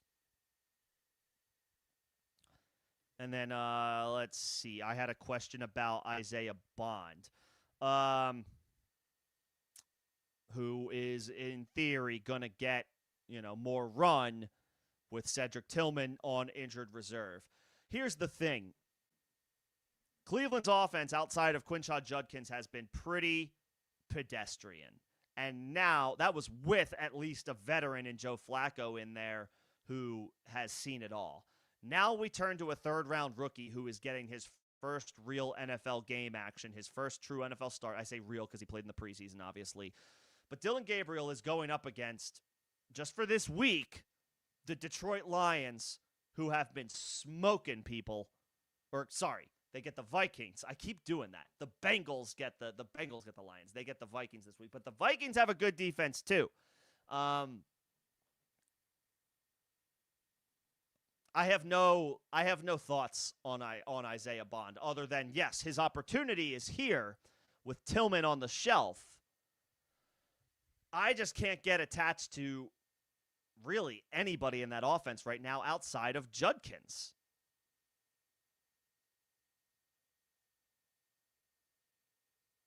I just, because I can't possibly expect that much from Dillon Gabriel in his first career start. Now, this question might be like, all right, what about the rest of the season? I think right now my answer is the same, just because we know nothing about Dillon Gabriel. All we know is what we have from college. And this is that's an apples to oranges comparison at this point. We don't know what Dillon Gabriel is going to be at the NFL level. We haven't seen him yet. The chalky choice decision here is to err on the side of caution because he's a third-round rookie on a lackluster offense. A rookie-to-rookie connection is not necessarily one that I want to bank on. Am I intrigued by Isaiah Bond? Sure, the opportunity is there. I know he was a bit of he was a faller because of a poor combine and all that stuff. And then there was some off-field stuff as well. I think that stuff got dropped, whatever it was. Forgive me if I'm wrong on that. I don't want to get off-field incidents incorrect. But it was a little bit of a tumultuous offseason for Bond between the pre-draft process and then what transpired after. So, and then the last thing I'll say here is we've seen veterans regularly running ahead of enticing rookies all season so far. I don't know that Bond is going to be out there, in two or even three receiver sets regularly yet. So, interesting stash in Dynasty, absolutely. On the redraft radar and a waiver wire pickup, not unless you're in like a 18-team league. Maybe 16 teams if the wire's super, super bare.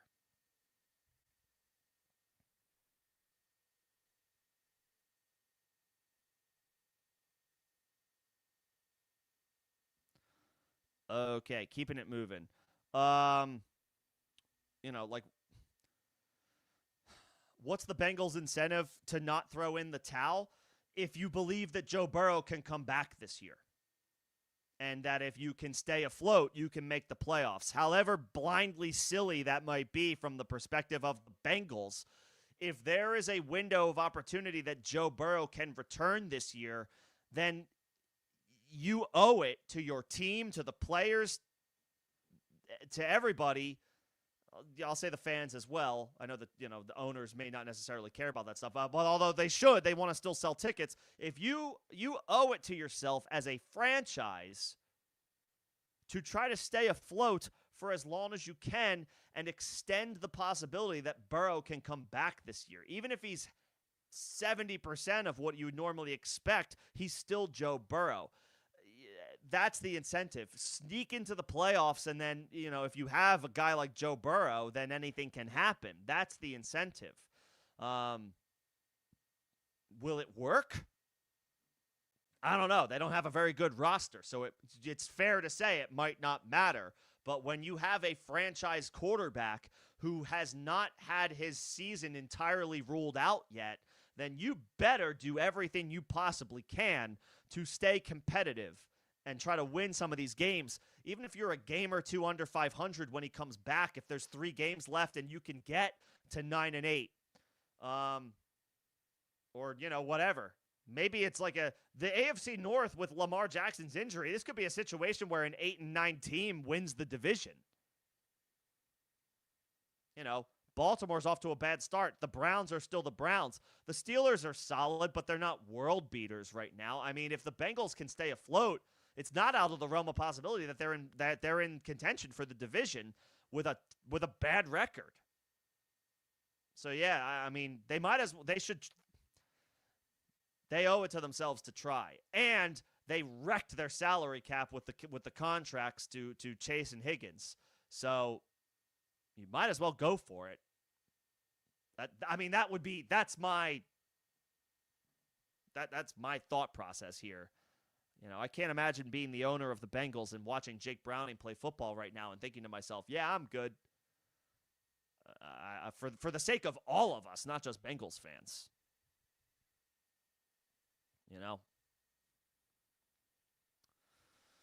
And then, I mean, do you start Jamar Chase? Yeah, you start Jamar Chase. I mean, who are you taking out of your lineup for him? I know it's bad. I know it's brutal right now. I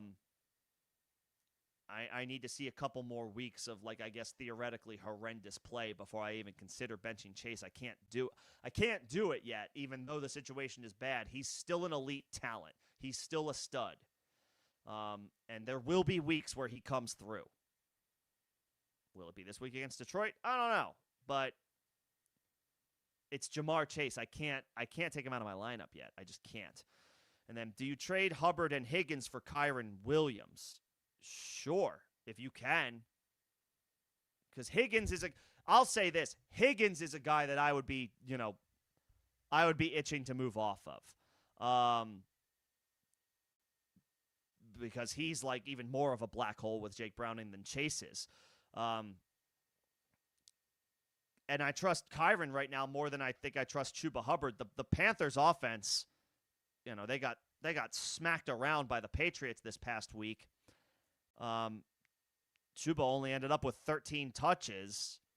How many did Rico Dowdle get? I feel like I saw him in there a decent amount. He got 10 opportunities. So, that's the other thing. This is more of a backfield split than I think what LA is doing with Kyren and Corum. Corum got 11 opportunities, so I guess it is, pretty close. But Corum wasn't great with his carries. He had 21 rushing yards on 9 carries. Williams had 77 for 13. Yeah, I would do this deal. If I can get rid of Hubbard and Higgins, a decent running back on a lackluster offense that is not getting the volume that we were expecting, at least early on, and a wide receiver 2 who is good enough to be a wide receiver 1, but is more likely to be a wide receiver 3 or 4 right now because of how bad Jake Browning is, yeah, I would trade those 2 for Kyren. If I'm acquiring Kyren Williams, if I'm trading away Kyren Williams and getting Hubbard and Higgins, then no way. Absolutely not.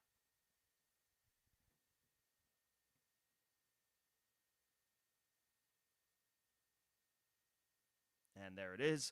Raiders left tackle Colton Miller placed on injured reserve. He will miss at least 4 games, so a less than good offensive line takes a pretty big hit.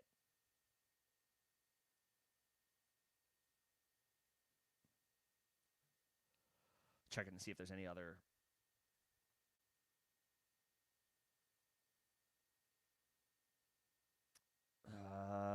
nothing here as far as any other new updates, like injuries or otherwise. And then yeah, Zach finished off your question. Thanks again for the super. Let's see, Theo. You're currently 5th overall. Oh, well, sorry. I think I saw this in Discord. But I didn't get a chance to. I didn't get a chance to respond. You offered Metcalf and a first, so you are now needing to offer DK and 2 firsts. I mean, you have a win now team.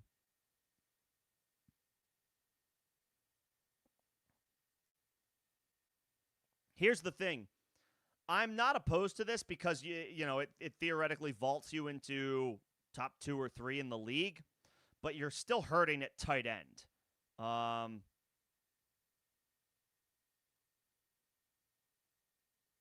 CD will be back in a couple of weeks, and you have Keenan Allen to kind of help you kind of buoy your wide receiver depth. I would be a little bit more interested in trying to acquire a tight end if you can. You're not going to get Warren. You're not going to get Bowers. You're not going to get McBride. I mean, is there a way for you to get Kittle on the cheap while he's still on ice? That might feel kind of icky right now because he's hurt. But, so are the 49ers wide receivers. When he comes back, he may find himself right back in that, top-level target share that we were expecting from him from the start of the season.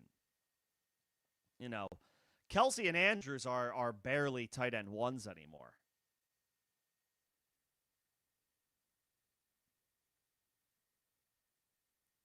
Like, even if you got a Dallas Goedert or a Zach Ertz,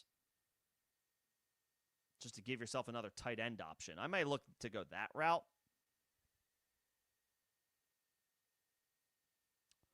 DK and 2 firsts for Amon-Ra, unless you're trying to offer 2 firsts straight up. If you can get Amon-Ra for 2 firsts, I probably would say do it. DK and 2 firsts is pretty rich, but again, you are contending. Amon-Ra would put you over the top, and that's probably what I would ask for if I was unloading Amon-Ra, would be a good player and 2 first-round picks if I'm asking for a package, to kick off a rebuild. I'm not opposed to it, but I wouldn't sell the cupboard without considering getting a tight end upgrade, I guess is where I'm at. Like, if you can make both things happen and put all your chips in for this year, I'm fine with it. I'm fine with it.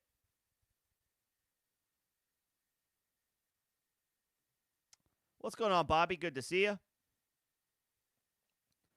Would I drop Algier for Kendre Miller? Yeah, if you have Kamara, that's fine because you're getting the handcuff. I'm okay with that. I like Algier. I think I've mentioned that a couple of times. I do like Algier. And it happened again this past weekend. Algier was the guy who the Falcons used in that closer role in the 4th quarter over Bijan. So, like, if the Falcons are winning games, Algier is going to be involved. May not be early, but it will be late. If you ever need to, fire up Algier as a dart throw at running back, you want to do it in home games or even games in general where you expect the Falcons to win the game. If you think the Falcons are going to win the football game going into any given matchup, Algier is, has like some wide receiver running back 3 / like flex appeal. What were his numbers from this past week? I just remember seeing him a lot in the 4th quarter.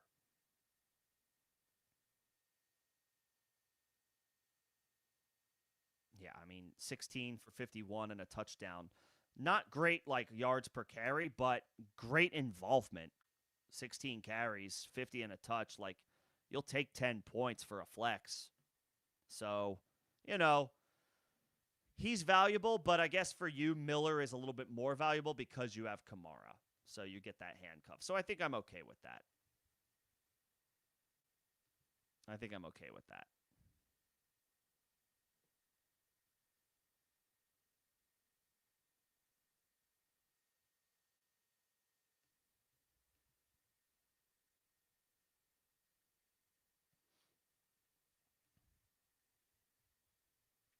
Okay, back up to where I left off. Mason or Scadaboo. Scadaboo against the Saints. And again, I'm not going to spend a ton of time on start sits because, again, we just don't know injury updates, practice reports. It's early in the week, but I mean, on paper right now, Scadaboo gets New Orleans. Mason gets the Cleveland Browns with some injuries along the offensive line. I'll take Scadaboo for this week. Did y'all see Scadaboo had like 27 opportunities this past week? I think he had 25 carries and he caught the ball twice. He might have had 28 if you count his 2-point conversion. I don't think that I don't think a 2-point conversion gets. You don't get a carry for that. I don't think you get a touch for that. So technically, he got 28. Now I want to know. Google, help me out. Does a carry count on a 2-point conversion? This is the type of stuff I do at like 11:30 at night when I'm bored. I just like Google random shit. No. Okay. So basically, Scadaboo had like 28 opportunities this past week. I mean, that's probably not going to remain the same all season long when Tyrone Tracy comes back, whenever that is. But man, they are clearly willing to give Scadaboo the rock, especially one with the rookie quarterback, and two, Malik Neighbors is gone for the year. They may lean on Scadaboo even more. Scadaboo. And then do you drop Pollard for Woody? No. Is there anybody else? Is there anybody else on your bench? I don't want to drop Pollard. Obviously, Pollard's been kind of meh, but he's been usable. Like, he's not over the top helping your team, but he's not killing you either. He's been flexible. So I don't really want to drop Pollard. I'd rather drop a Tootin. If he, like somebody like that, a Nick Chubb, if there's somebody else on the back half of your or back half at the very bottom of your bench. If Pollard's the last guy on your bench, I have a hard time pulling the trigger on that because he has been serviceable. I would want to know who your other options are to drop. Like if it's a 1-quarterback league and you're holding 2 quarterbacks and one of them is a clear-cut starter every week, drop the quarterback. If you're holding 2 tight ends and you have a clear-cut top tight end to start, drop the second tight end. I do want to pick up Woody. Pollard's not the guy I want to drop to make that happen.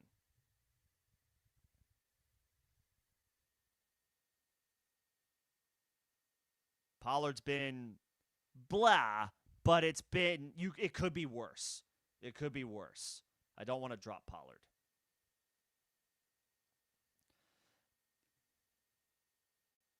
Is Mike Evans done? I don't think he's done. I would probably put a claim in as long as you are, it depends on the situation that you're in, of course. I mean, but that being said, like Mike Evans is such a freaking stud. I don't think he's cooked just yet. Obviously he's older wide receiver with a hamstring injury. Not the situation you really want to see. Not necessarily a situation you want to bank on. But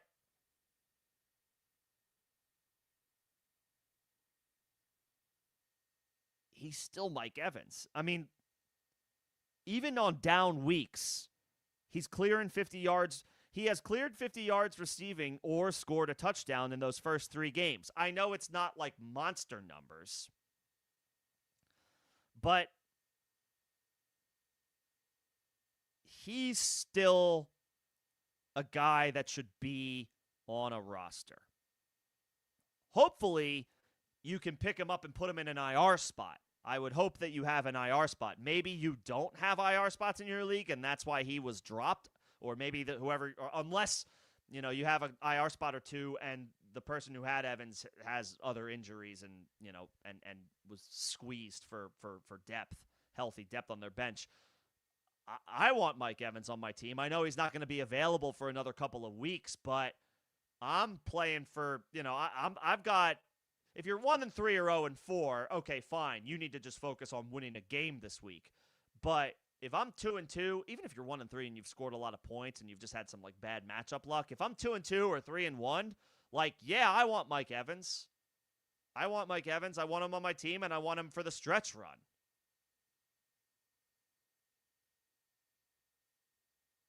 He should be on a roster.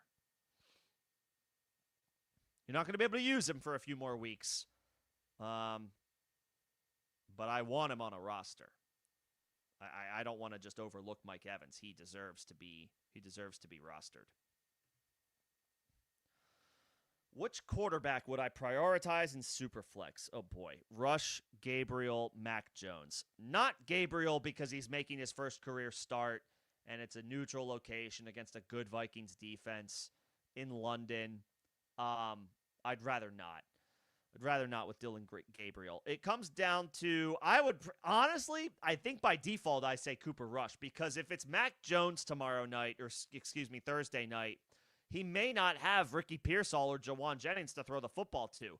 None of them are practicing. When I say none of them, I mean Purdy, Pearsall, Jennings are not practicing on a short week. That's not a good sign. They're all dealing with stuff.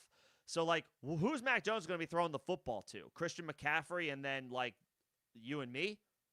Who the hell is, Robbie Chosen, I think? Or no, he signed with Washington. He was with San Francisco. Sorry. I mean, Kendrick Bourne? I mean, and on a short week on the road, I think by default here my answer is Cooper Rush. Who's Baltimore play this week? I literally looked this up earlier, but I already forget. At home against Houston. Yeah, I'll take Cooper Rush.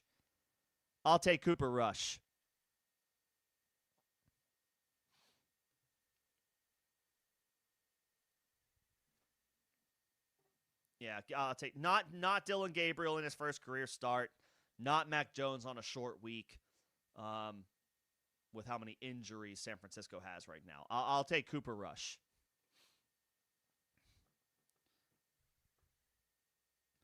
Oh, and these are your options to drop. Who's your tight end? If Kelsey is on your bench, who's your tight end? It sounds crazy. It sounds wild to consider dropping Travis Kelce. But if you've got a good tight end that you feel good about rest of the way, Bowers, McBride, Warren, even if you have Kittle coming back soon, Ferguson, Laporta. I know Laporta was a dud this past week, but he's still solid. I mean, you have Henry. I mean,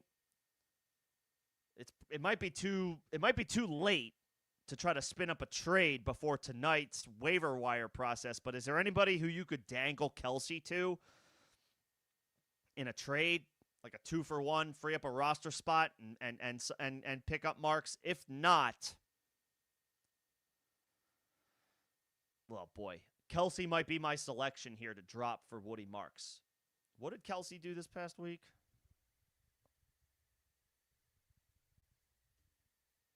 5 for 48. So, I mean, again, it's kind of like he's kind of just giving you whatever production at this point. I mean, it's not bad, but it's not, that's under 10 PPR points. That's not good. It's like 7-ish half PPR points. It's like it's replaceable. It's replaceable production. I might drop Kelsey for Woody Marks and then just rock with Hunter Henry.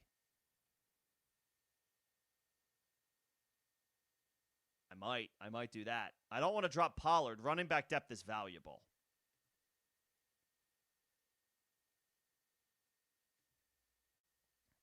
Running back depth is valuable. I don't want to drop Pollard, but I do want Marks. I can't believe I'm saying this, but I may consider dropping Kelsey. Let's see. You have Mayer, Theo Johnson, and Mason Taylor. Okay. Well, I mean, we'll see if Mason Taylor gets more involved. I mean, he got more involved last night against the Dolphins. It was a pretty good matchup. But, the Jets also have, a bunch of dust at wide receiver behind Garrett Wilson, so also why not Mason Taylor? Okay, so maybe not. Maybe you don't have to worry about tight end. Mayer is nothing. Theo Johnson is he's respectfully to Mayer. I mean, Brock Bowers is the dude. Even less than 100%, he's the dude. I mean, Mason Taylor, Theo Johnson, intriguing young options behind some vets in Kelsey and Andrews. I guess tight end is not as dire of a need for you. It's not a huge issue that you need to address for Dynasty specifically. If you trade DK and 2 firsts for Amon-Ra, and you look at your situation after that fact and say, I have a top 2 or 3 team in this league and I am going for it this year, I mean, who am I to say no? Championships are forever, right? First round picks are cool. Championships are better. You know?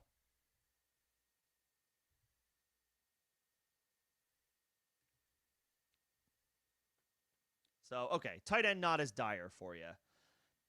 If you want to push all your chips in on the, on this season, again, who am I to say no to that, I'm okay with being aggressive, getting a guy like Amon-Ra. Because he's not just going to be awesome for this year. He's going to be awesome for probably another 5 years. And I know you play Dynasty. Really quick, let me just jump down to Bobby. Again, for anybody who is new, welcome in. Members get their questions prioritized. That is a perk of being a member of the channel.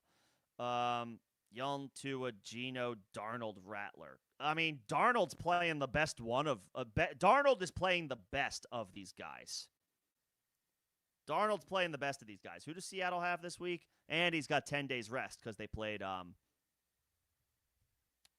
Thursday night. They get Tampa, but it's at home. My first thought is Darnold. I don't want Tua without Tyreek Hill. The Panthers get the Dolphins week 5. I mean, it's a great matchup for Bryce Young. But Sam Darnold is playing better football than Bryce Young right now. I think Darnold would be my suggestion here. Geno's been awful. Rattler, I just don't trust. I know the Saints, give the Saints credit. They played a decent game on Sunday against Buffalo. They almost took the lead on Buffalo late. I don't know that I'm I don't know that I want to chase that though. I would probably say Darnold. He's at home in this game, and he's playing the best football of the list of names that you gave me, Bobby. I would probably go Darnold.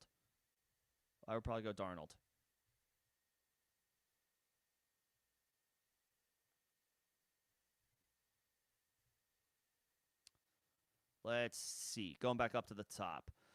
Wide receivers are down to Metcalf, McLaurin, Wan'Dale, Kupp, Hunter.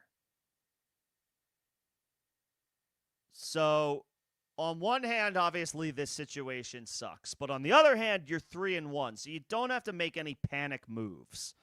And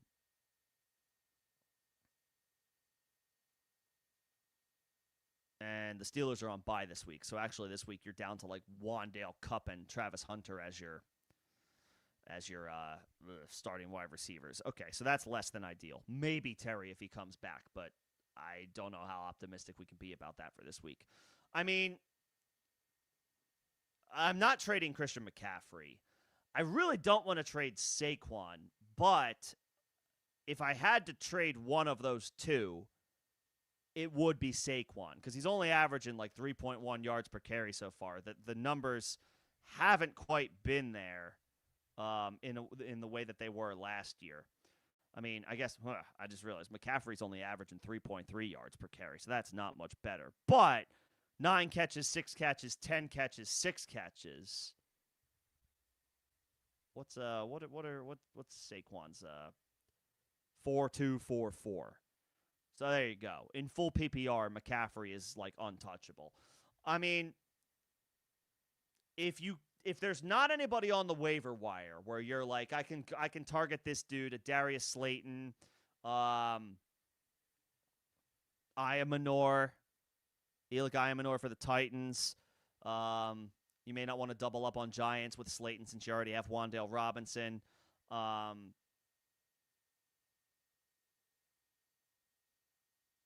If there's not like an Iamenor on the wire and you're really not liking any other options and you do want to make a move, get a stud. Don't sell Saquon for 75 cents on the dollar, because he did score this past week and he's still Saquon Barkley, so you don't need to sell low on him. Get a stud wide receiver. I mean, for Saquon, who would I ask for? I mean, rest of season, I think you still have to list Saquon as like a top 6 or 7 back. So,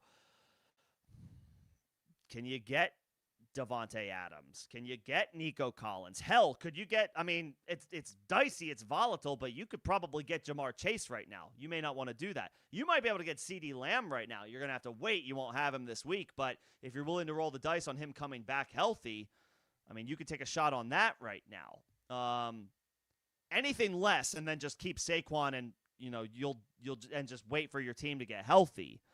I would explore that. I'm not partying with Saquon for anything less than a bona fide stud wide receiver 1. If you can get that and you feel comfortable making that move and you like the rest of your running back depth, great, cool. Anything else, just keep your running backs, and we'll figure out your wide receivers on a case-by-case basis, week by week.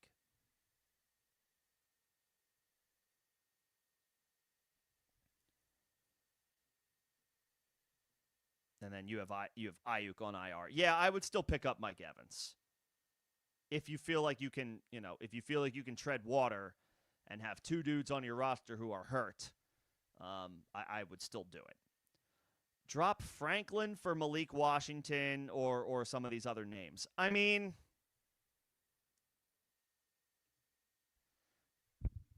Franklin's on a good offense.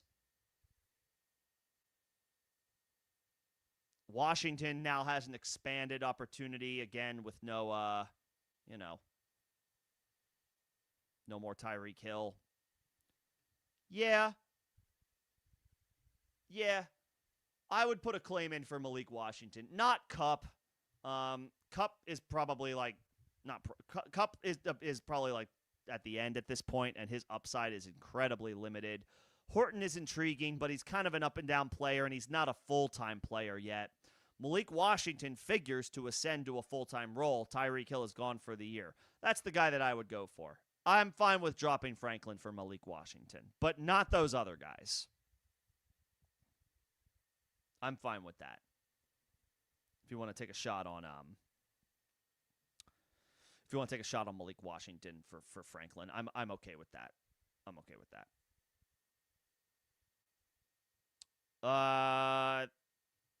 Let's see. What are we improving on? Herbert. Wide receivers are London, Pearsall, and you have Rice. I like that stat. Your running backs are loaded. You have Tyler Warren. So you don't need to do anything at tight end. You have McCaffrey, you have Cook,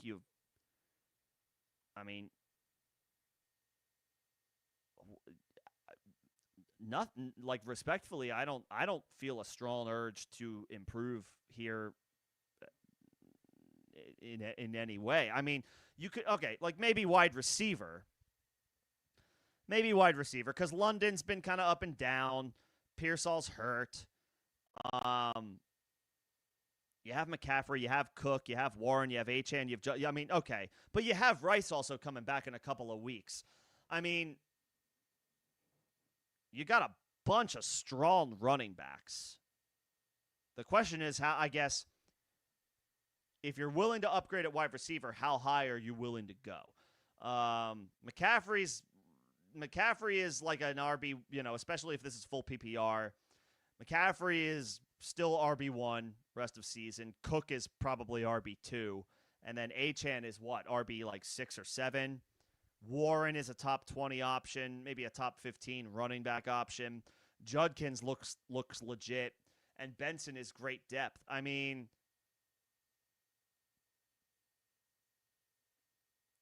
You're running 6 strong at running back. Maybe make a small move. You could try to trade Benson for a depth wide receiver to kind of hold you over if Pearsall's hurt and until Rice comes back. maybe a small trade. The other thing I would do is if you want to keep Herbert, that's fine. I would probably move Fields into my starting spot, quarterback spot, rest of the way. Herbert's off to a great start, but he doesn't, and he does run. Fields is a Konami code as a runner at quarterback. I would be starting him every week, unless it's a 6-point passing touchdown league. Then Herbert's got a little bit more of an argument to stay in your starting lineup. Yeah, like maybe Benson for a wide receiver, and even Trey Benson, who is like your RB6, should command a solid wide receiver because he's a starting running back rest of the way with no James Conner. And if somebody's trying to lowball you for him, oh, Mari Demercado got a lot of snaps and got the touchdown Thursday night, then tell them, okay, I'm not dealing him then. I'm not selling for pennies on the dollar. Because this dude is the starter. He got the first snap for Arizona on Thursday night. That's all I need to know to tell me that I need to value him as his team's RB1. Therefore, I value him as a guy who, like, I should be able to get a wide receiver 2 for him if I do choose to move him. Benton for a wide receiver 2, maybe a low-end wide receiver 2, like high-end wide receiver 3. But I would want a guy where I feel good about like him finishing as a wide receiver 2 on the season. Like I don't know. Jameson Williams comes to mind. Hell, you could try to get one of the Chargers wide receivers to pair him with Herbert. Quentin Johnston and Keenan Allen are going to be tougher to get. And I don't know that I would want to do Benson for Ladd right now, but like try Benson for Keenan Allen. Or go find somebody who's got good receiver depth and needs a running back. And see what you could come up with.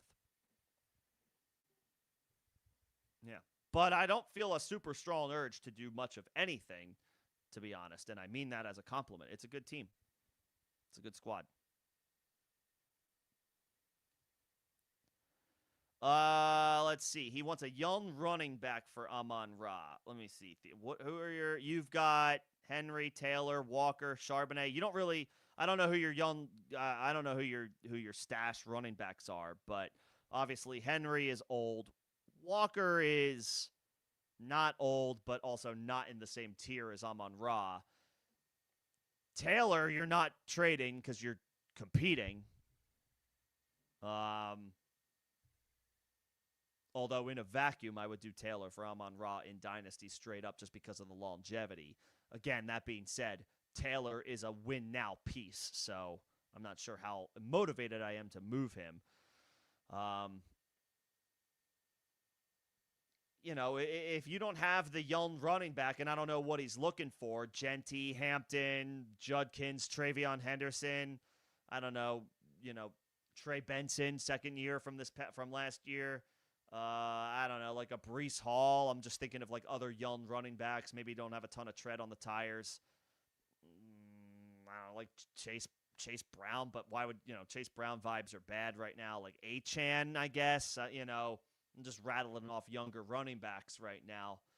I mean, obviously Gibbs, who you don't have. But, like, outside of that, I can't imagine giving up Amon-Ra. I mean, I don't want respectfully for Woody Marks in Dynasty, if somebody was like, here's a young running back in Woody Marks, give me Amon-Ra, I would tell them to kick rocks. I mean, yeah.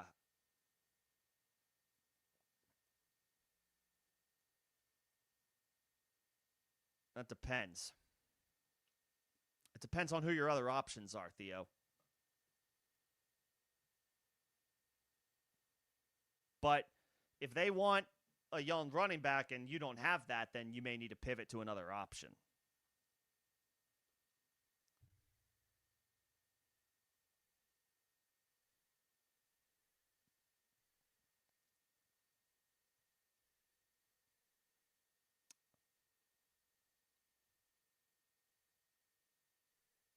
Okay, I see there's a couple of questions. I will get to them, but I got to get to the members first. Again, that is a perk of being a member of the channel. Any trade moves? I mean, I would think there's better days to come here, Bobby. I mean, Jacobs had a great game Sunday night.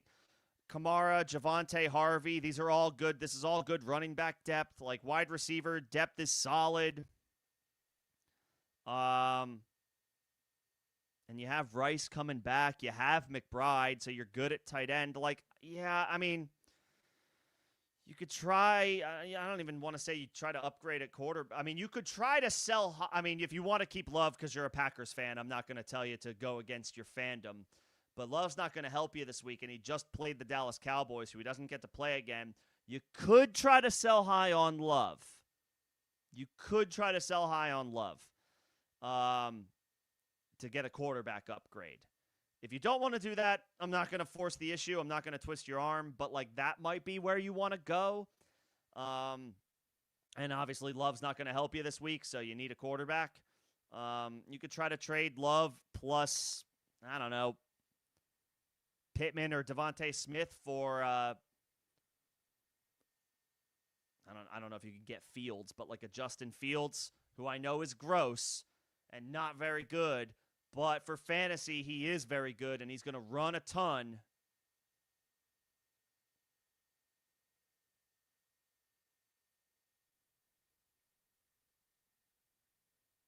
But, like, yeah, it's unfortunate you're 1-3 because this is a good team. This is a well-built squad. There's good players here up and down the board. I do think there are better days to come here. I think in a vacuum, you're fine. Your team is okay. Obviously, your record is not where you want it to be, but you have the pieces. This is not dire straits. And Harvey emerged last night for Denver, so maybe he gets to see some more runs, so that gives you a little bit more beef for your running back room. I truly don't see any drastic changes necessary here. Running back depth is good. Wide receiver depth is good. You have the best tight end, at least right now. McBride's not going to be any worse than tight end 2 rest of season the rest of the way. Maybe top 3 at worst. That's how good McBride is. I mean, trade Love and Smith or Love and Pittman for a Justin Fields. I don't know if that's a little too rich for Fields. I trust Fields running the ball, racking up fantasy points more than Love on a case-by-case basis, especially without Jaden Reed. But that's up to you. If you don't want to get rid of your Packers because at the end of the day you're a fan of the team and you want to root for your guys, I can't knock you for that.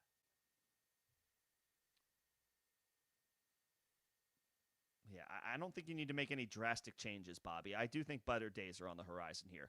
What's going on, Evan? Evan, it was you, right? In the Superflex question, tell me you started Genty over Penix. Tell me, I want to hear. Tell me you started Genty over Penix because I was grappling with that one. I don't really like suggesting starting a quarterback over a running back, but it felt like this was a one-off situation where I felt like it was the right call, and it wasn't a blowout. Penix had a decent game, but Genty was better. I hope you started. That's it. That's what we like to see. That's what we like to see. I love it. I love to see it. Very, very happy about it. Penix wasn't bad. Genty was better. I'm not always going to advocate for starting a running back over a quarterback, and he was Penix better this past week than he was the weeks prior. I was like, I don't, I wasn't expecting a 3-touchdown performance from Genty, but I felt good about his odds against a bad Bears defense, and boy, did he deliver. So I'm glad that worked out. Anyway, my thoughts on Isaiah Bond. I did briefly go over him earlier. I don't remember when, so I'm not going to tell you where to go look for it. The jury's out, basically, on Isaiah Bond. He's a rookie. He had a tumultuous offseason, right? His combine wasn't good. His draft stock cratered. There was an off-field situation with him. I don't recall specifically what it was. Forgive me. He had a weird offseason, right? And then I think he got signed late by Cleveland. Now he's theoretically got an opportunity because Cedric Tillman is on the shelf and is going to miss at least 4 games because he's on injured reserve.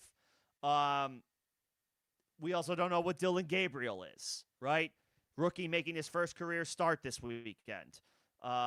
They do list Bond on the depth chart as a starter ahead of Jamari Thrash and Malachi Corley and some of these other names, but like it's a rookie quarterback making his first career start against a good defense in Minnesota.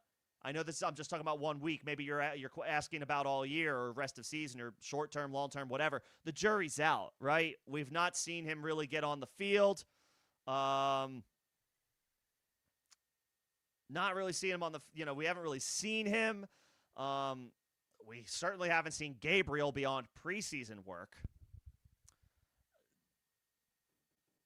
Deep league stash, dynasty stash, not a guy that I'm looking at in 10, 12, probably not even 14-team leagues. Intriguing prospect.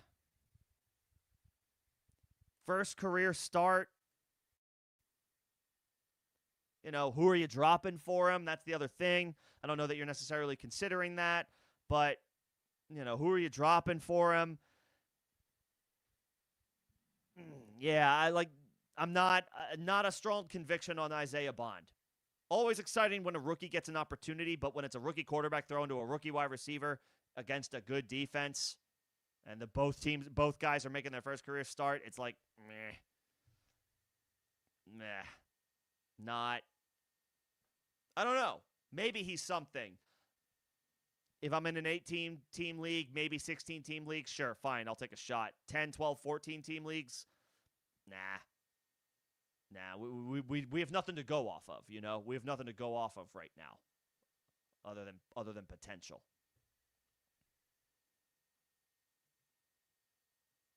Yeah. Oh boy, that Genty call felt good. As it was happening real time, I was like, oh my God. Like a 3-touchdown performance again. Wasn't expecting that, but he blew up. He went nuclear. I liked the matchup for him. It felt like the breakout. It felt like he was like, he was banging on the door trying to break through, and Genty, much had been made about how good Genty had been thus far this year and how his offensive line and the offense in general was letting him down. It was a good matchup at home against the Bears, and he kicked that door down. It was a thing of beauty to see. Oof. I was sweating it too because, again, Penix had a decent game. And then Genty said, hold my beer.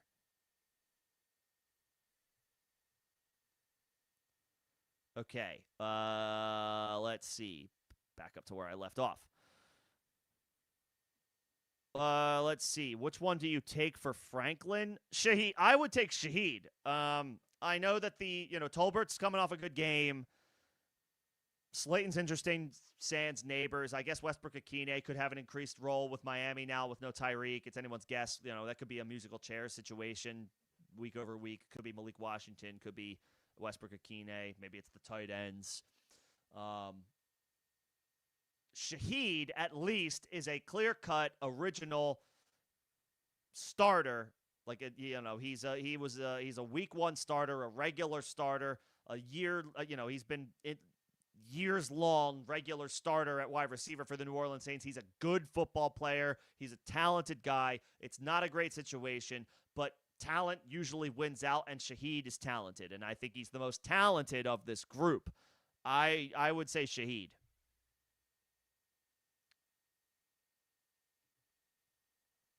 I would say Shaheed is the guy that I want. I would say Shaheed.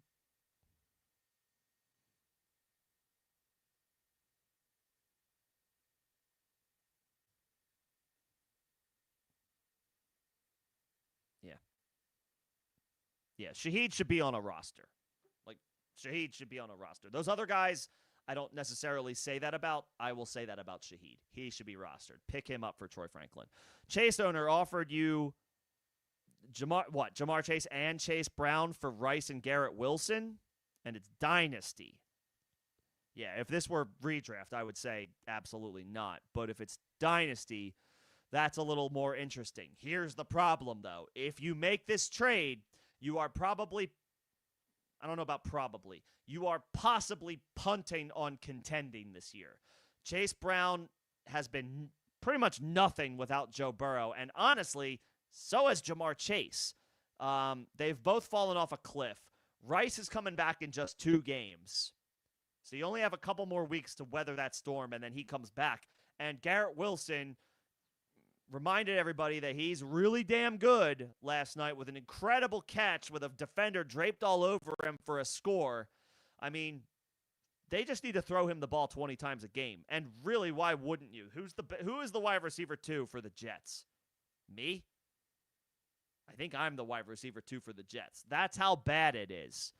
I mean, so, yes, long term, do I want Jamar Chase over these other 2 guys? Yeah.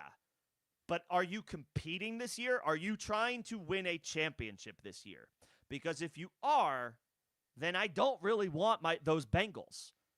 I'll keep Rice and Wilson. So a little more context, if you're still here and if you can share, if you're competing, no. If you're rebuilding, then I honestly just want Chase and maybe some draft capital. I don't know that I even want Chase Brown because without Joe Burrow, I don't know that Chase Brown is. I don't know how much value Chase Brown has without an elite quarterback to play with. So it kind of depends on your situation.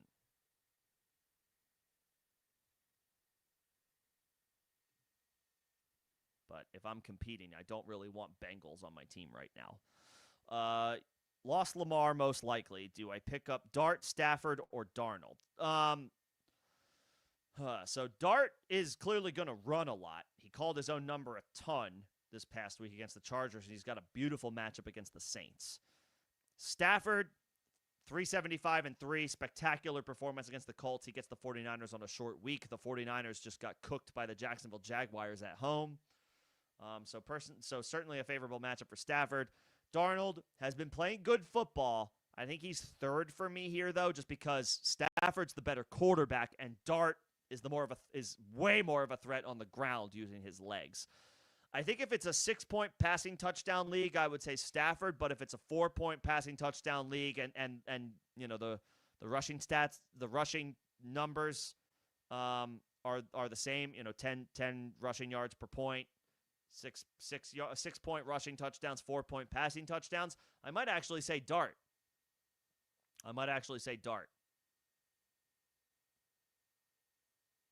Because he'll run, clearly. I think he ran 10 times. He may run more against a worse defense against New Orleans. 4-point passing touchdowns, Dart. 6-point passing touchdowns, Stafford.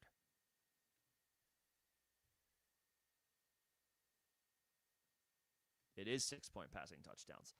Okay. Yeah, I'll stick to what I said then. Stafford. He's not going to go for 375 and 3 again. And I do hate a short week. I will say that. I do hate a short week in general, but they are at home. He's throwing the ball to Puka and Devontae Adams. There's not a better tandem at wide receiver right now. Chase and Higgins would have an argument there, but they don't have their quarterback. Puka and Adams, top tandem right now. Stafford gets to throw the ball to them. San Francisco defense looks like a shell of itself without Nick Bosa. Yes, it's a division game, so it might be a little bit more tightly contested. But the 6-point passing touchdown lends me to favor Stafford. Even on a short week. And I don't like short weeks. Yeah. But that being said, I would say Stafford. Would I trade Metcalf for Warren? Okay, going back to this situation where you're looking to upgrade, or maybe just move off of DK in general. Yeah, so I guess the one thing I have here with Dynasty as it pertains to Jaylen Warren is he going to be the lead runner for I think he's going to be the lead guy for the rest of this year, but is he going to be the lead runner for the next 3 years as well? Is he going to be the top option for Pittsburgh out of the backfield in 2026 and 2027 and 2028? Because if he's not, then his value is going to crater.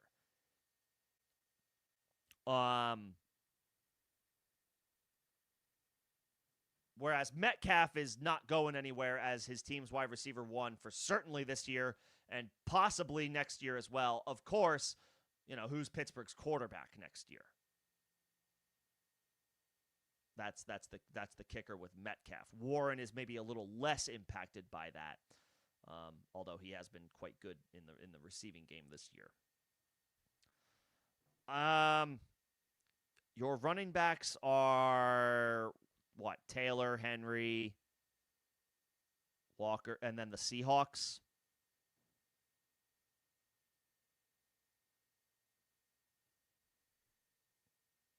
I might actually keep DK.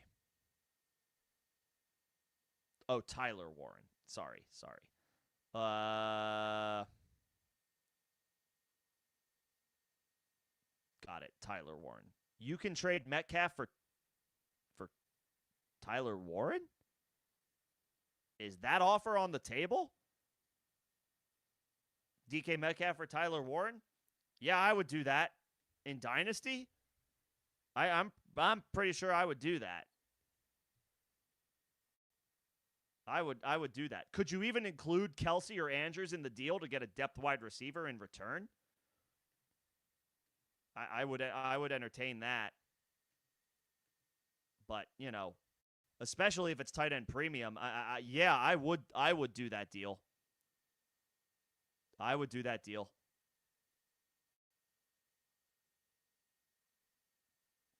Yeah. If Metcalf for Tyler Warren is on the table and you're acquiring Warren, yeah, I would do that trade.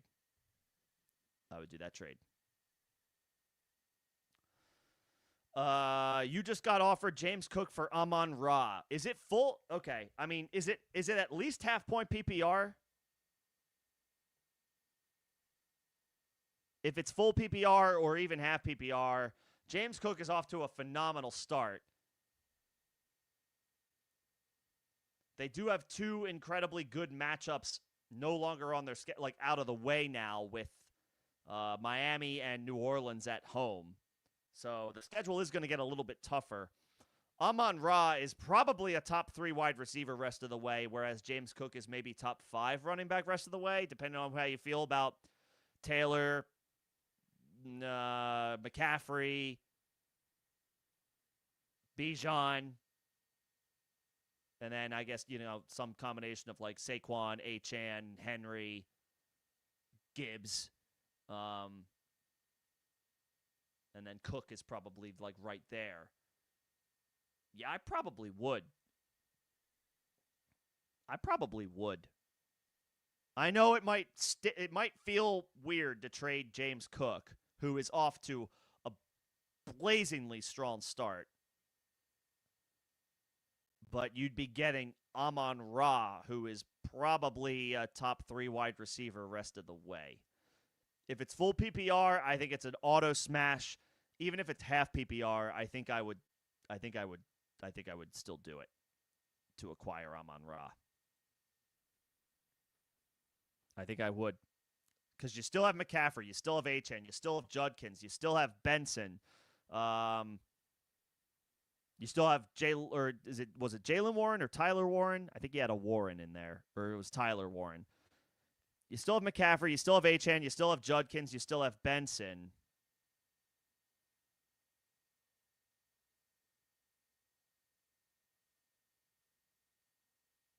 Yeah, I think I would.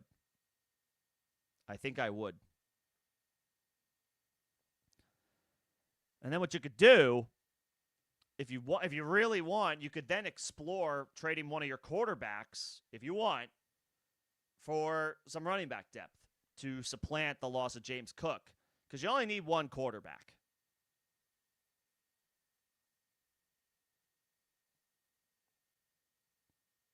That's secondary, though. That's a separate conversation. I think in a vacuum, I would accept acquiring Amon-Ra for James Cook, and even in half PPR. Yeah, I think I would do that. I think I would. They're both great. Amon-Ra, I think, is top 3, whereas James Cook is maybe more like top 6 or 7 at his position. So, yeah, I would do that. Let's see. What else do we have here? Woody or Stafford for the first waiver claim? Woody. especially unless it's super flex, but then Stafford's probably already rostered if it's super flex. Woody, I mean, you can never have too much running back help, right?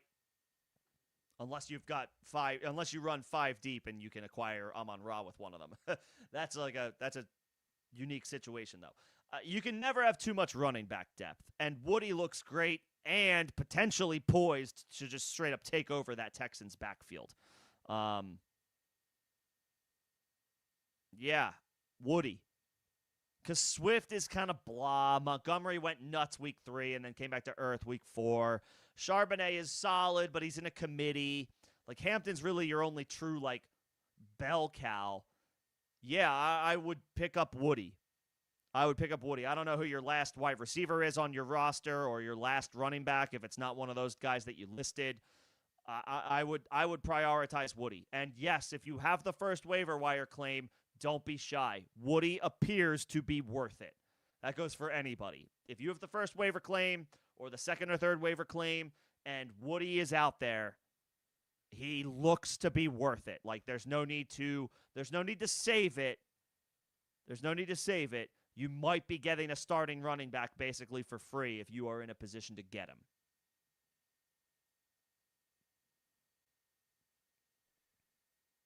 Yeah, Woody. And I like Stafford. Stafford's off to a great start, but in one quarterback where you have Jaden Daniels and you're hoping he's back in the next week or two, you're not going to need him. Woody will retain value for much longer for you.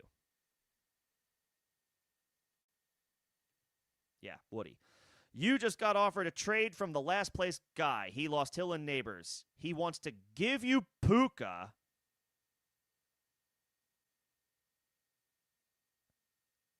Timeout. He wants to give you Puka for Worthy, Pollard, and Stephon Diggs.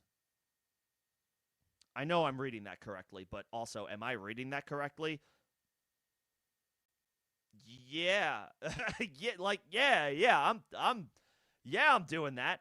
That guy's insane. I mean, respectfully, I'm sure he's a nice person. How are you going to lose Tyreek Hill, Malik Neighbors, and then turn around and say, yep, I should probably trade Puka? And then not even get... I'm usually not a proponent of 3-for-1 trades, but when the one in the deal is the potential offensive player of the year and maybe the top fantasy player for the rest of the season, you can argue McCaffrey or Taylor or whatever, but Puka is right there. Amon-Ra, you could offer, Yeah. Yes. I hope you're, yeah. I mean, it looks almost,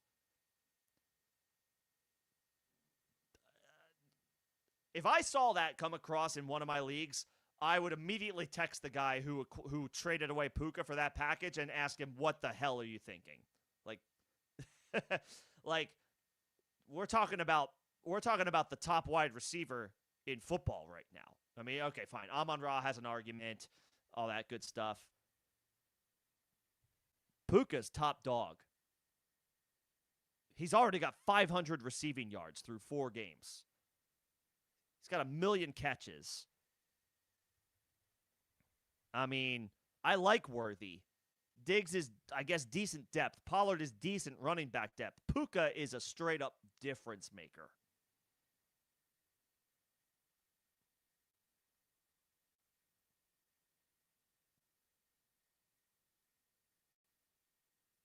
Yeah, I'm doing this deal.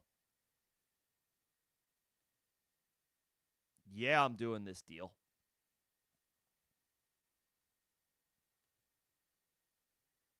And, I'm not worried about the fact that Puka's playing on a Thursday. I know that's dicey, but here's the flip side. If you trade for him, even if he has a down game by his standards, the Thursday game's out of the way for the rest of the year. It's not a thing you have to worry about in week 13 or 14 when we're in the stretch run and getting ready for the fantasy playoffs. You're getting that short week out of the way now, and then you don't have to worry about it for the rest of the season. Because generally teams, once they play on a Thursday night, they don't play a second one. Generally. I don't know if the Rams have a second Thursday night game. I would hope they don't. I mean, yeah. Worthy, Pollard, and Diggs. I'm doing that deal. I'm doing that deal.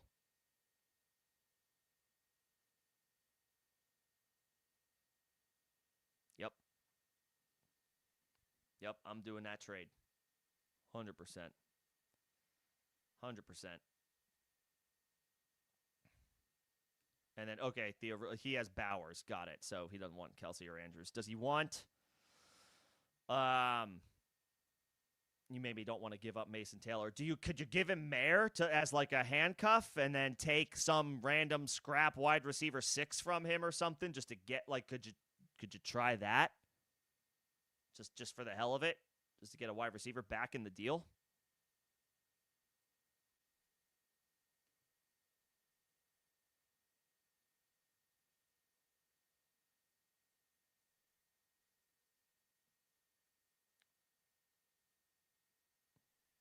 I would, see if you can see if he would be enticed by Michael Mayer because he has Bowers.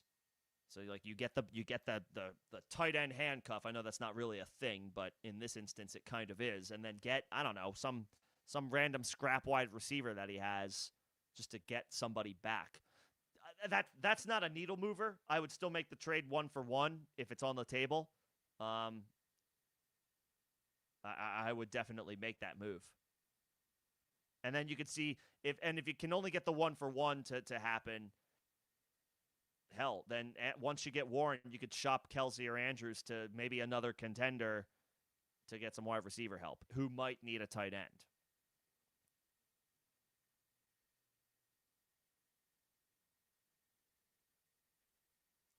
Okay, so got it. All right, so the trade. So you guys have a trade wait time, like a pending trade time before something goes through. Okay, I mean,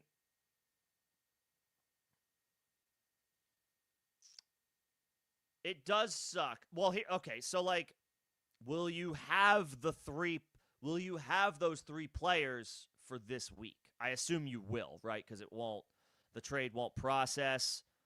The trade won't process, so you'll have those dudes for week 5. You will not be out those players week 5. You'll have them, and then after like next Tuesday, the trade will process, and you'll have Puka, but you'll have those 3 guys for this week if you need them.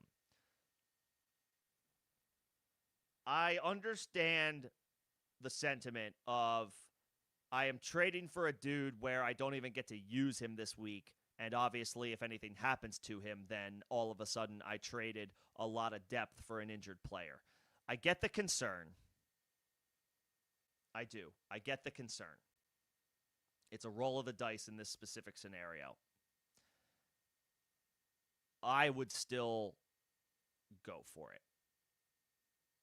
Because Puka is that dude. He's that dude. Obviously injuries are a major concern. We saw multiple serious injuries again this weekend. It could happen to anybody. It could happen to Worthy. It did happen to Worthy. It happened to week 1. It could happen to Pollard. He's a slightly now older running back on a bad offense, piling up a lot of work. It could happen to Diggs. He's a 31, almost 32-year-old wide receiver coming off an ACL injury last year. I mean, it could happen to any one of these guys. What if one of those 3 dudes gets hurt? Puka comes out of Thursday Night Football unscathed, and now all of a sudden you don't have that third piece to complete the trade. And he wants something maybe more. Maybe he wants a better player from you than one of those 3 guys. I tend to operate. I'm swinging for the fences. I'm not trying to hit a single. I'm trying to hit a home run. There's your baseball reference for the day.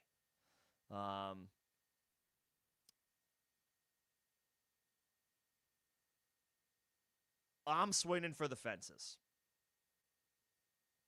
and making the deal Because if let's say, and I'm knocking on wood, if the worst case scenario plays out, at least you went down swinging. There's your second baseball reference for the day. At least you went max effort. You were willing to wait a week to get the best player in football, and you were willing to risk health for 4 total guys, the guy you're getting and the 3 you're giving up, to make it happen. I would rather go down that way than be gun-shy on a trade and then all of a sudden, for whatever reason, maybe it doesn't go through the next week because the guy doesn't want to do it anymore. Or one of your guys gets hurt and then you can't complete it.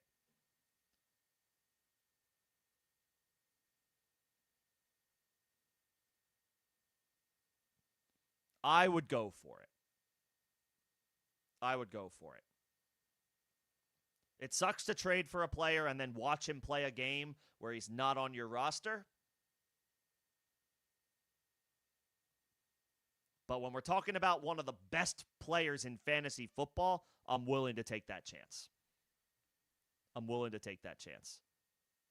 Is it a boxing reference? I thought it was a baseball. Right? You struck out swinging, right? I mean, going down swing. Yeah, I guess that makes sense. It could be a boxing reference. See, this is another thing that I'm going to Google later because this is what I do with my free time. I Google random stuff and let Google tell me what I need to know.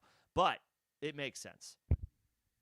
Yeah, I would swing for it. I would take the shot. Boxing reference, baseball reference, all the references. I would take. At the end of the day, give me Puka. Like, if I have a chance to get Puka, give me Puka. Yes. Yeah. DK and Mayer. Yeah. If you can make that happen and pick up Wan'Dale, which will be nice PPR depth, even half PPR depth for the rest of the season, no more Malik Neighbors. Yeah. Yeah. That's fine. Wan'Dale's way more valuable than Michael Mayer. Hell, I'd settle for like a Jalen Tolbert right now. So, yes. I would do that deal. I would do that deal.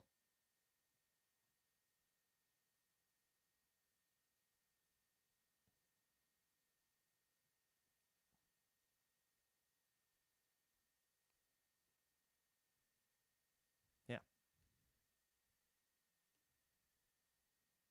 Yeah, if you can make that happen, I would do that.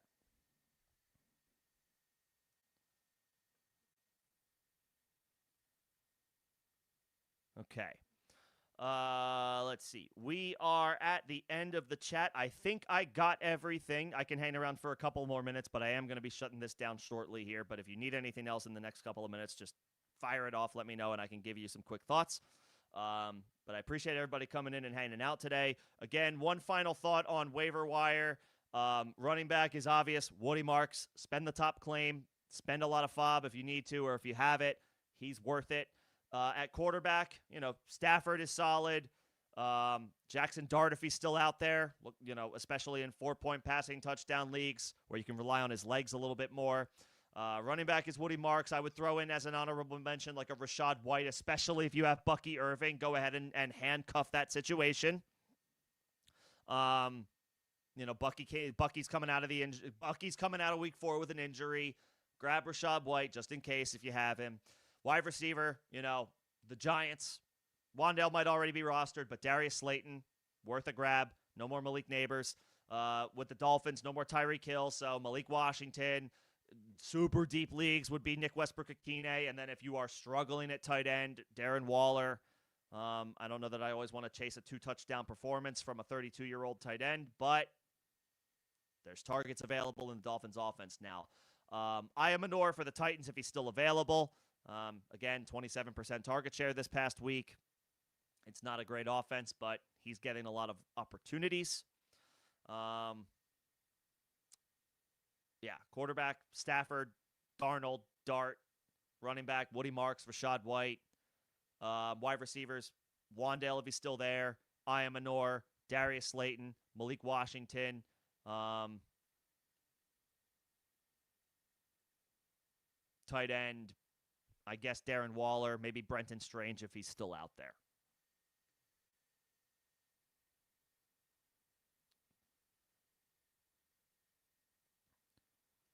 And then how much fob for Slayton and Stafford?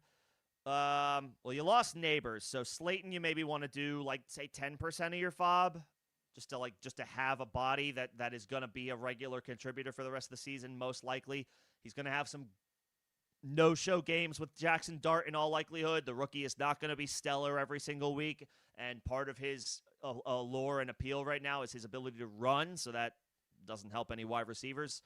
Maybe 10% though, since you did have Neighbors. Maybe like 5 to 7% for Stafford, because you're obviously hoping Lamar's absence is short term. Right? You're hoping Lamar's absence is short term. So, like, let's say 5 to 7% of whatever your fob bucks are, and then maybe 10% on Slayton.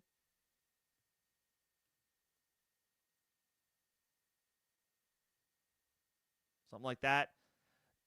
More excited than Malik Washington. Yeah, I mean, look, again, if you believe in a guy, go get him. And he's got a great opportunity with no more Tyreek. And I guess what he adds to the offense is completely different from what Jalen Waddle does. So, yeah, he may be a starter rest of the way. I haven't looked. What's the Dolphins' updated depth chart now? Just for S&Gs. Do they have him listed as a starter? They do. They have Malik and Nick Westbrook-Akine listed as starters ahead of the likes of Cedric Wilson and D. Eskridge. I mean, yeah. There's no problem with that. Tua likes to throw it, Can he make big plays here? He's only averaging 6 yards a catch. But he's getting some carries. He's like, again, that's the skill. Like, they're not going to ask Waddle to run in the backfield. They could give that to Malik Washington though. He offers a bit of a versatility skill set. So yeah, I mean, if you believe in a guy, go get him. If you believe in a guy, go get him always. Westbrook-Akine is maybe the deep threat here. If you're looking for like a bit of a dart throw for big plays. Yeah. But Malik, I mean, he has 8 carries so far, so they're going to put him in the backfield. So, yeah, that Swiss Army knife role is always super appealing. Yeah.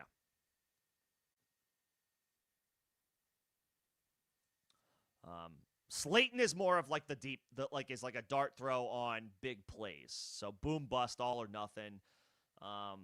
Whereas Malik, yeah, maybe a little bit more like short, intermediate, and like line of scrimmage, bubble screens, backfield, end arounds, stuff like that.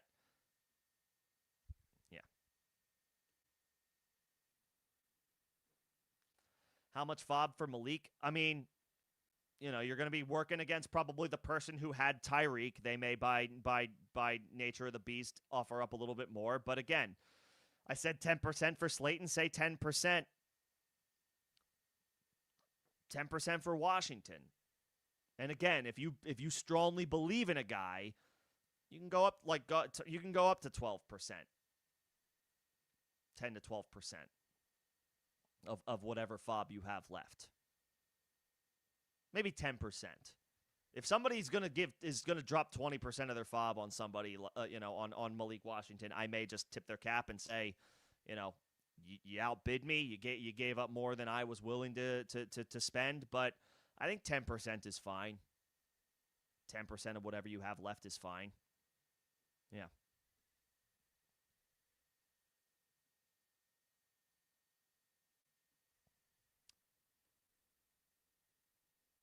Okay. Before I wrap things up, just a shout out to my members that I all saw today. I saw Nino. I saw Greg. Let's see. I saw Nino. I saw Greg. I know I saw Bobby. I saw E111, of course. I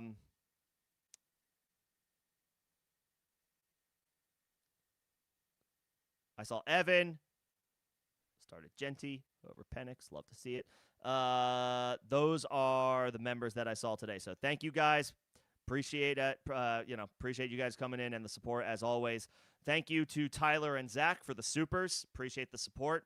And everybody for coming in today and hanging out, whether it was for 10 seconds, 10 minutes, an hour, the full 2.5 hours. Appreciate you guys thinking enough to come hang out for a little while. So you're okay. 100 is 1,000 fob. You're dropping so like about 11 to 12% of your fob on Malik Washington. So yeah, 10 to 12%. I think is a very reasonable amount to drop on a guy that you believe in. Yeah. But that'll do it for me. I have one more stream on Thursday, and then I'm actually going to be off for a couple of weeks. I am going on a family vacation starting this weekend.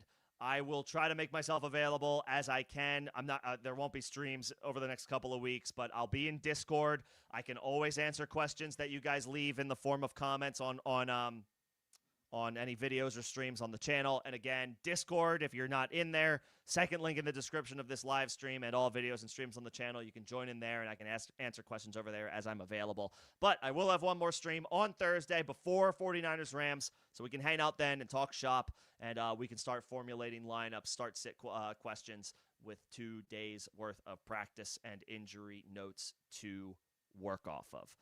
But that'll do it for me tonight. Best of luck with your waiver claims, and I will see you guys on Thursday. Thanks, everybody.